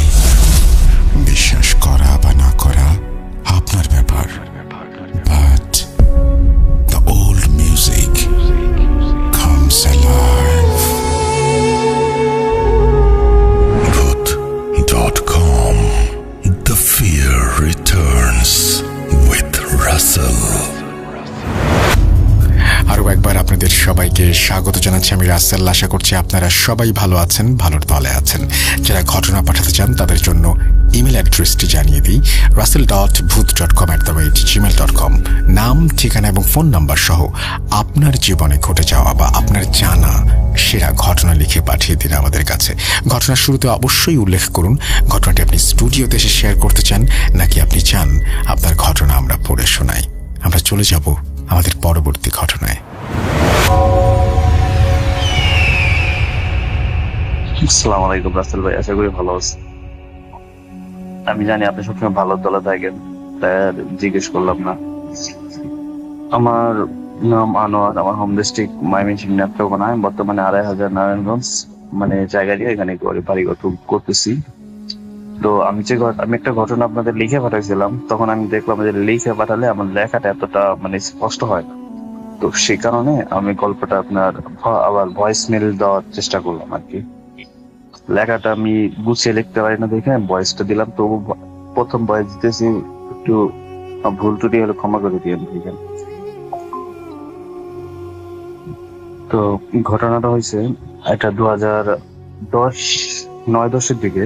তখন আমার বয়স 10-11 এরকম সামনে হবে আমার বয়স। তো আমার আবু এমনি রুম চেঞ্জ করতো। তো রুম চেঞ্জ করে আপনার ঢাকা মান্ডা দানবের গলি আপনার একটা বাসা নিয়েছিল, আচল ভিলা, যে বাসায় থাকতাম। তো ওই বাসায় আপনার এমন প্যারানরমাল অনেক কিছু হইতো, সেটা ছোটবেলা মেয়েদের কিছু বুঝতাম না। তো যখন বড় হওয়ার পর আব্বুর থেকে শোনার পরে ফিল করলাম আর কি। ছোটবেলা আমিও দেখে অতটা করতে পারিনি, থার করতে পারিনি। তো বেশি কথা না বাজে আমি ঘটনাটা শুরু করলাম। তো এটা আপনার 2009 সালে আমার আব্বু এক গলি থেকে রুম চেঞ্জ করে এই গলিতে সেই বাসায় উঠছে। তো আমাদের যে বাসায় থাকে এই বাসায় আপনার প্রায় রুম হলো তো 50 থেকে 60টা ঘর আর কি। তো বাথরুম, টোটাল বাথরুম 4টা। তো আপনার 4টা। তো আমরা সবসময় যে আমাদের একটা বাথরুম আছে যে বলে দিবেই, আমাদের মানে 4টা বাথরুম, একটা বাথরুম অটোমেটিক সবসময় মানে এটা ভিতর থেকে লক হয়ে যেত। এটা যতবারই দেখছি ততবারই এটা অটোমেটিক ভিতর থেকে লক হয়ে যেত। আর একটা বাথরুম হলো এই কোনায়, এটাও আপনার প্যারানরমাল অ্যাক্টিভিটি, এটাও ভিতর থেকে লক হয়ে যেত। দুইটা ওয়াশরুম আমরা ইউজ করতে পারতাম সবাই। আর এই দুইটা যে এই কোনায় যে বাথরুমটা, যেটা মাঝে মাঝে লক হতো, এই বাথরুমটা আপনার একবার এই বাথরুমের সাথে একটা রুম আছে, এই রুমে একটা ভাড়াটিয়া উঠছে। যেদিন রাতে উঠছে সেদিন রাতে সে হিউজ পরিমাণে একটা ভয় পাইছে। সে হিউজ পরিমাণে একটা ভয় পাওয়ার পরে সে দেখে যে তারা তো রুম নিচে লাইট নিয়ে ঘুমাইতেছে। তো যে মহিলা দেখে যে ওনার মানে পায়ের কাছে কেউ দাঁড়িয়ে আছে, মানে উনি খাটের উপরে শুয়ে আছে, দেখতেছে ওনার খাটের পায়ের দিক দিয়ে মানে কে জানি দাঁড়িয়ে আছে। তো এটা দেখে উনি ভয় পেয়ে ওনার জামাইয়ের ডাক দেয়। ওনার জামাই ঘুম থেকে উঠে দেখে যে না, কেউ নাই। তো এরকম 1-2 দিন গেল। 3 দিনের মাথায় ওনাদের খাট এমন জায়গা একটা মানে উপরে উঠাইতে আসার দিল, ওনারা ভয়ে বলতেছে, তোরা আমার ঘরে কি করস, তোরা আমার ঘরে এত হাউলি বাউ করস কেন, তোরা আমার ঘরে লাইট জ্বালাস কেন। এটা বলার পরে আপনার ওনারা সকাল সকাল ম্যানেজারকে বলে রুম সাইডে অন্য রুমে উঠে যায়। মানে এখানে 2টা রুমে কেউ থাকতে পারে। তো অন্য রুমে উঠা যায়। অন্য রুমে উঠে যাওয়ার পরে ওনার সাথে কোনো প্যারানর্মাল ঘটনা ঘটে না। তো একদিন রাতে আমার আম্মু সচরাচর সবসময় আপনার রাত্রেবেলা রান্না করে, গার্মেন্টসের চাকরি করে আইসা রাত্রেবেলা রান্না করে। তো আম্মু গার্মেন্টস থেকে আইসা ওই দিন বৃষ্টি পড়তেছিল। তো রান্না করে রান্না শেষ, রান্না করে এখন গোসল করবে। বৃষ্টিতে ভিজে যেহেতু রান্না করছে, আবার গার্মেন্টসে কাজ করে আসছে, তো গোসল করা প্রয়োজন। তো আম্মু কি করছে, 2টা বালতি নিয়ে গেছে। আর আগে যে স্টিলের বালতি গুলো আসলো না, ওইগুলো। তো স্টিলের বালতি গুলো নিয়ে আম্মু গেছে, যাওয়ার পর বসছে, বালতিগুলো ভরা হয়েছে। বালতিগুলো ভরা হওয়ার পরে একটা বালতি আম্মু আনতেছে, একটা বালতি আইনা ধুয়ে গেছে, মানে আমাদের ঘরের সামনে ধুয়ে গেছে। দ্বিতীয় বালতিটা আনতে যাবে। দ্বিতীয় বালতিটা আনতে যাবে যখন, তখন আপনার যাওয়ার পরে বালতিটা যখন ধরবে, তখন ওই যে রুমের পাশে যে বাথরুমটা, ওই বাথরুমটার থেকে একটা শব্দ হইতেছে, হিউজ পরিমাণে শব্দ হইতেছে। মানে এমন শব্দ হইতেছে কেউ যেন দরজাটা বাইরে যেতেছে, হিউজ পরিমাণে বাইরে গিয়েছে, মানে কেউ রাগে দরজা বাইরে যেতেছে। তা আম্মু দেখে আম্মু আবার একটু ভয় পাইতেছে, মনে মনে ভয় পেতেছে, আর বলতেছে যে তুই যাই হস, আমি কিন্তু ডরাই না। এমনিতে ভিতরে ভয় পায়, উপরে ভয় দেখাইতেছে না, কারণ যদি কোনো একটা ক্ষতি করে। তো আম্মু এটা দেখতে দেখতে দেখে যে কে যেন একটা কালো অবয়ব, মানে শব্দ বন্ধ করে বের হইতে হয় আস্তে আস্তে। এটা দেখে আমার আম্মু বালতিটা কোনো মতো থুইয়া, মানে কোনো অল্প আনছিল, রাস্তাটার মাথা বন্ধ আনছিল, এটা দেখে আম্মু ব্যাগে দৌড় দিয়া চলে যায় বাসায়। ঘরে যে আব্বু ডাইকাই না, পরে বালতিটা নেয়। তো এদিনের মতো আর কোনো কিছু হয়নি। আম্মু গোসল করে আসলো, খাওয়া দাওয়া করে আমরা শুয়ে পড়ি। তো এই 2 দিন পরে মনে করেন যে রাত্রেবেলা আমি আর আমার দাদি বের হয়েছে। আমার তখন 8, 9, 10 বছর 10, 11 এরকম সামথিং বয়স। তো আমি তো ভয় পাই। তো দাদু আমার নিয়ে বের হয়েছে, দাদুরে নিয়ে, আমার দাদির নিয়ে আর কি বের হয়েছি। বের হওয়ার পরে আমার রুম থেকে যখন বের হয়েছি, মানে বাম দিকে হলো মেন গেটের সাথে বাড়িওয়ালার রুম, মানে ম্যানেজারের রুম, পাশে একটা রুম, এরপরে আমাদের রুম। তো আমরা যখন মানে বের হয়ে বাম দিকে চাইছি, মানে ডান দিকে গেলে হলো ভিতরে যে বাথরুম। তো আমরা যখন বাম দিকে চাইছি, তখন দেখি যে কে যেন, মানে রাতে তখন প্রায় 2টা থেকে এরকম সামথিং সময়, তো কে যেন কাজ করতেছে। তো বললাম, দাদিরে বলার পর দাদি আমার সাথে গেল, যাই দেখি মানে কেউ নাই। মানে আমরা স্পষ্ট দেখলাম 2 জন, যেখানে কেউ মানে কিছু একটা কিছু একটা করতেছে, কাজ থেকে জানি না, কিছু একটা করতেছে, নিচের দিকে চাই সেটা করতেছে। যখন আমরা গেলাম তখন আর কাউরে দেখিনি। তো দাদু বললো যে হয়তো ভুল, তো আমাদের চোখের ভুল, ঘুমের চলে আমরা চোখে ভুল দেখতেছি। তো আমরা বাথরুমে গেলাম, বাথরুম করে আসলাম, আমাদের কোনো সমস্যা হইলো না। তো এদিনের মতো আমাদের কোনো সমস্যা হয়নি। এর কয়েকদিন পরে আমার আব্বু আপনার প্রকৃতিক ব্যাগে সারা দিতে বাথরুমে গেছে। তো আব্বু বইছে আপনার যে কোনার বাথরুমটা আছে, ওটার পাশের বাথরুমটাই, মানে মাঝখানে যে 2টা বাথরুম ফুসি, এই 2টা একটাই বসছে আব্বা। তো বসার পরে আব্বার মনে হইতেছে কে যেন আব্বার পিঠে হাতাইতেছে, আব্বার পিঠে কে যেন হাতাইতেছে, আব্বুর পিঠে কে যেন হাত দিতেছে, আর আদর করতেছে, মনে হয় আব্বার কেউ হাতাই দিতেছে। তো আব্বু একটু ভয় পেয়ে যায়, ভয় পেয়ে আব্বু ব্যাগে চলে, মানে কোনো মতো কাজ সাইডা চলে আসে, এসে ঘরের দরজা আটকে দেয়। তো ওই যেটা আব্বুর পিঠে হাতাইতেছে, ওইটা আব্বুর পিছে পিছে, মানে আব্বুর সাথেই আব্বুর ঘর, মানে আমাদের ঘর বন্ধ চলে আসে। আব্বু যা দরজা আটকায় দিছে, দরজার তল দিয়ে দেখতেছি কে যেন প্রায় 10 থেকে 15 মিনিট ধরে আমাদের দরজার সামনে দিয়ে হাঁটতেছে। মানে আব্বু আসার পর থেকে আমাদের দরজার সামনে দিয়ে হাঁটতেছে, এদিকে এদিক করতেছে। তো আব্বু দেখলো, দেখার পরে আমরাও দেখলাম, দেখার পর আমি বিশ্বাস করলাম যে না, এরকম কিছু একটা আছে। তো একদিন আবার আমার আম্মু আমার ছোট ভাইকে রাগারাগি করে বল, তুই মরতে পারস না, তুই যাইতে পারস না। মানে আমার ছোট ভাই আপনার যেরকম একটা অ্যাক্সিডেন্টে পায়ে ব্যথা পেয়েছে, তো হাঁটতে পারে না। এই ছোট ভাই মারা গেছে। তারপর আপনার বলার পরে রাতের বেলা ঘুমাইছি আমরা, প্রায় মনে হয় অনেক রাত্রেবেলা, টাইমটা তখন বলতে পারতেছি না ভাই। আমার ভাইটা আপনার আমার পাশে শুয়ে আছে, আমার পাশে আমার ভাই, ওই পাশে আমার দাদি, আমার পাশে আমার ভাই, ওই পাশে আমার দাদি, মাঝখানে আমার ছোট ভাই শুয়ে থাকে। আমরা শুয়ে দিয়েছি, হঠাৎ করে রাত্রেবেলা আমি ওর শব্দ শুনি, ওর চিৎকার দিছে, ওর চিৎকারের শব্দ শুনে আমরা সবাই ঘুম থেকে হুড়মুড়ে উঠি, ওইটা লাইট জ্বালাই দেখি ওর আমাদের যে মেন দরজার সামনে শুয়ে আছে। দরজার সামনে শুয়ে থাকার পরে আব্বু ওর জিজ্ঞেস করি কি হলো, ও বলতেছে জানি না কে আমার পাও ধরে টাইনা আনলো, আমি তখন কিছু বলতে পারি না। এখন আপনার এখানে আসার পরে চিৎকার কইরা আমি আপনাদেরকে ডাক দিই। তো আব্বু ওটা ধরলো, ধরে উঠাইলো। উঠানোর পর ওই দিনের মানে আমরা কেউ রাতে ঘুমাতে পারিনি। তো আমরা মনে করেন যে প্রায় সারা জাগনা ছিলাম। তারপর কয়েকদিন পরে আমার ছোট ভাই যে ছিল সে মারা যায়। মারা যাওয়ার পরে আপনার আমার ছোট ভাইটা আপনার ছিল বলতে মানে ও আরো মারা গেছে 7 বছর বয়সে। ওর 5 বছর বয়সে আমার সাথে খেলতে গেছিল। খেলতে যাওয়ার পরে ও দেখে যে কে যেন ওর একটা উপর থেকে আছাড় দিছে, ওর পায়ের উপরে কে যেন ইট পাকা দিছে। তো আমরা এটা নিয়ে প্রায় অনেক ডাক্তার দেখেছি, অনেক কিছু করছি, বাট এটার কোনো রোগ ধরা পড়ে নাই। তো লাস্টের দিক দিয়ে এটার রোগ ধরা পড়ছে, ওর ক্যান্সার ছিল। তো এই রোগ ধরা পড়ার পরে ওর last stage cancer.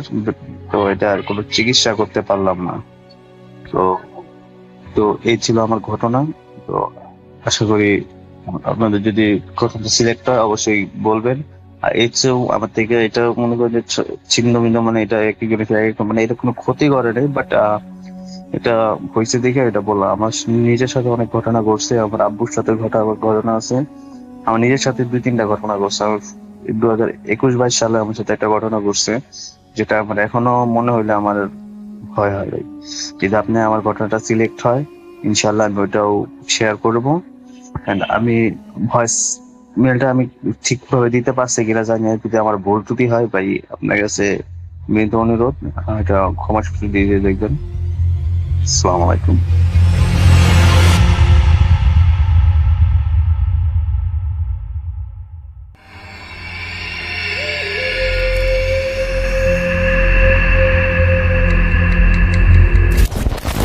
Bhoot.com with Russell.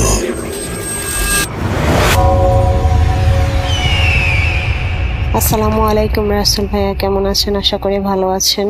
আমি আপনার Bhoot.com এর একজন নিয়মিত শ্রোতা। আপনার প্রায় প্রত্যেকটা গল্পই আমি শুনি, প্রত্যেকটা ঘটনা শোনার চেষ্টা করি। লাইভ দেখার সময় হয় না, তাই সবসময় ইউটিউব থেকে ডাউনলোড করে ঘটনাগুলো শোনার চেষ্টা করি। তো আমি নোয়াখালী জেলা থেকে বলছি। আমি সবসময় আপনার ঘটনাগুলো শুনি। আমার নাম ফারজানা। আজকে আমি আমার আপন ছোট বোনের সাথে ঘটা কিছু ছোট ছোট ঘটনা বলবো। ঘটনাগুলো অত বড় নয়, কিছু ছোট ছোট ঘটনা। যদি অডিয়েন্সের কাছে সবাই শোনে তাহলে খুশি হব। যদি ঘটনাটা সিলেক্টেড হয় এই আর কি। তো ঘটনায় যাওয়া যাক ভাইয়া। ঘটনাটা ঘটেছে আমার আপন ছোট বোনের সাথে। তো ওর পালিয়ে বিয়ে করছিল। তো ওর হাজবেন্ড ওকে নিয়ে ওর ননাসের বাড়িতে রাখছিল 2-1 মাস। তো ঘটনাটা ওখানেই ঘটে। তো ওর ননাস আর ননাসের 3টা ছেলে আর ননাসের হাজবেন্ড, আর ওর হাজবেন্ড ঢাকায় কাজ করে। তো ওর হাজবেন্ড ওকে ওখানে রেখে চলে যায়। তো ওর ননাসের ছেলে 3টার বয়স খুবই কম, একটা 10 বছর, আরেকটা 8 বছর, আরেকটা 7 বছর। তো ওরকম আর কি, সবাই ছোট ছোট। তো একদিন হয় এমন, মানে ওনাদের টিনের ঘর ছিল। একদিন ওর ননাসে ওনার বাপের বাড়িতে গেছে, মানে আমার ছোট বোনের শ্বশুর বাড়িতে গেছে ওনার হাজবেন্ড সহ। তো ঘরে শুধু আমার বোন আর হচ্ছে ওর ননাসের 3টা ছেলে ছিল। তো বাচ্চাগুলা সামনের রুমে ঘুমাইছে, ও পিছনের রুমটাতে ঘুমাইছে। ঘুমাইতে ঘুমাইতে প্রায় 11টার পর হয়েছে, ঘুমাইতেছিল। পরে ও শীতকাল ছিল তখন, জানালা টানালা সব বন্ধ করে ঘুমাইছে। হঠাৎ করে মানে 5-10 মিনিট পরে হঠাৎ করে দেখে ঠান্ডা বাতাস আসতেছে, যেহেতু শীতকাল আসছিল। পরে ও চোখ খুলে দেখে যে মানে জানালাগুলো খোলা। অবাক হয়ে গেছে, জানালাও বন্ধ করে রাখছে, এখন জানালা খোলা। পরে ও ভাবলো মনে হয় ও মনের ভুল ভেবে ও জানালাগুলো আবার বন্ধ করে দিচ্ছে। 5-10 মিনিট পরে হঠাৎ করে দেখে যে জানালাগুলো আবার খুলে গেছে। এবারও ভয় পেয়ে গেছে, জানালাগুলো কিভাবে মানে খুলে গেছে। পরে ও কি করছে, অনেক ভয়াবহ জানালা সবগুলো বন্ধ করে দিচ্ছে।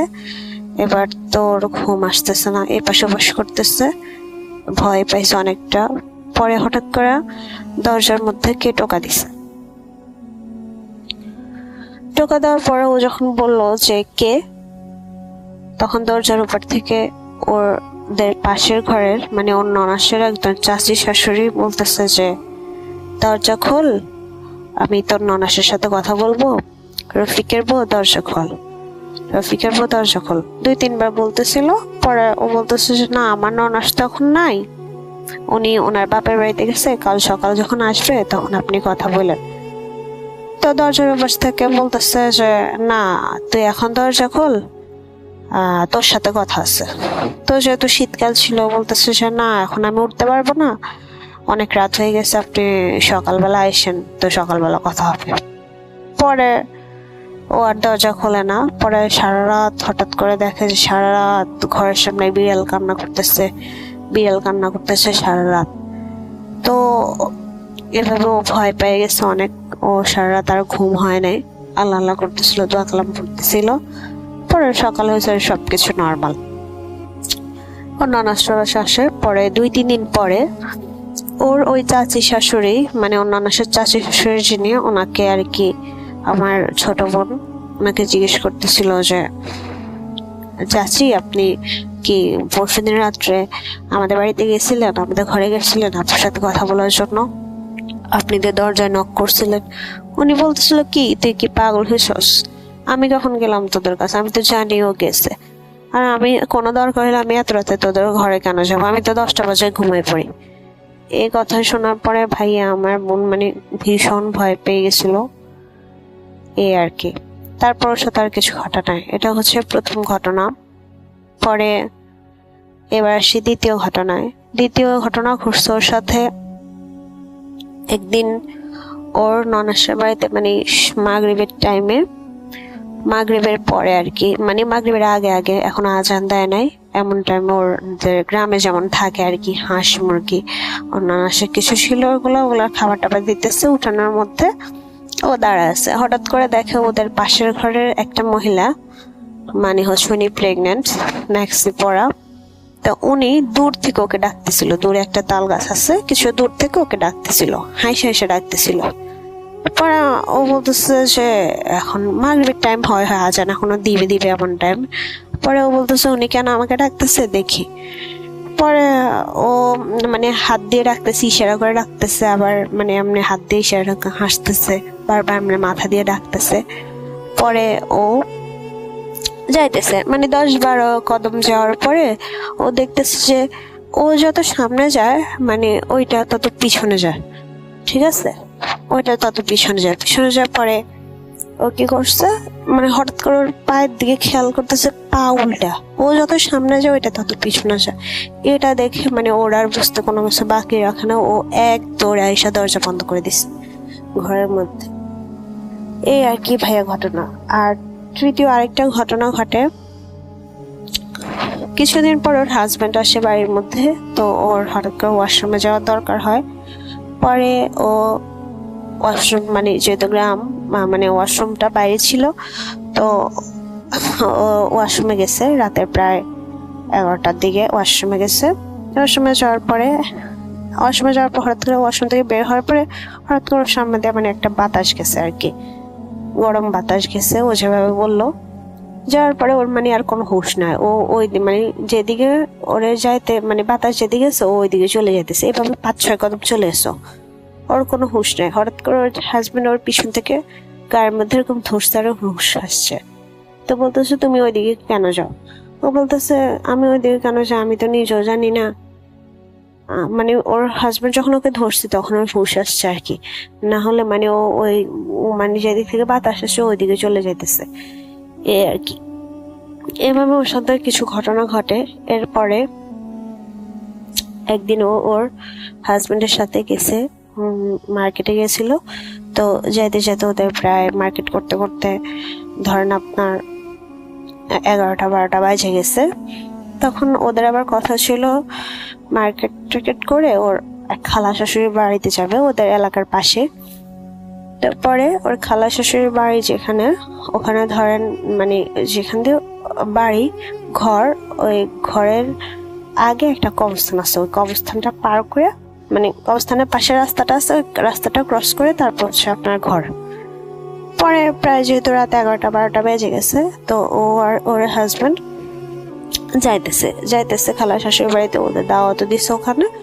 পরে ও যাইতেছে কবরস্থানের পাশে যাওয়ার পথে 2-1 কদম যাওয়ার পরে এবার হঠাৎ করে দেখতেছে যে সামনে দিয়ে ওর খালা শাশুড়ি, ঠিক আছে, ওর খালা শাশুড়ি আসতেছে। পরে এইটা দেখে তো ওর হাজবেন্ড বলতেছে যে আসসালামু আলাইকুম খালা, ভালো আছেন, কি অবস্থা, মানে কথার বাড়তি বলতেছে, বারবার খালার সাথে মানে খালার সাথে কথা বলতেছে দূর থেকে, কিন্তু মানে খালা কোনো কথা বলে না বা কোনো রেসপন্স করে না, মানে খালা আপনি দাঁড়ায় আছে। পরে কিছু দূর মানে খালা যখন খালার কাছাকাছি চলে আসছে, তো মানে প্রায় 3-4 হাত দূর থেকে মানে ওরা আর ওই ওনার খালা, পরে মানে ওর কোনো কথা বলো না, শুধু মানে চোখ বড় বড় করে রাগান্বিত ভাবে মানে ওদের দিকে তাকায় আছে। পরে ওর হাজবেন্ড বলতেছে যে কি হয়েছে খালা, আপনার এভাবে তাকায় আছেন কেন? মানে পরে আমার বোন মানে একটু সন্দেহ হয়, মানে আমার বোন মানে কি বলবে, বুঝে গেছে মানে এটা যে ওর খালা না।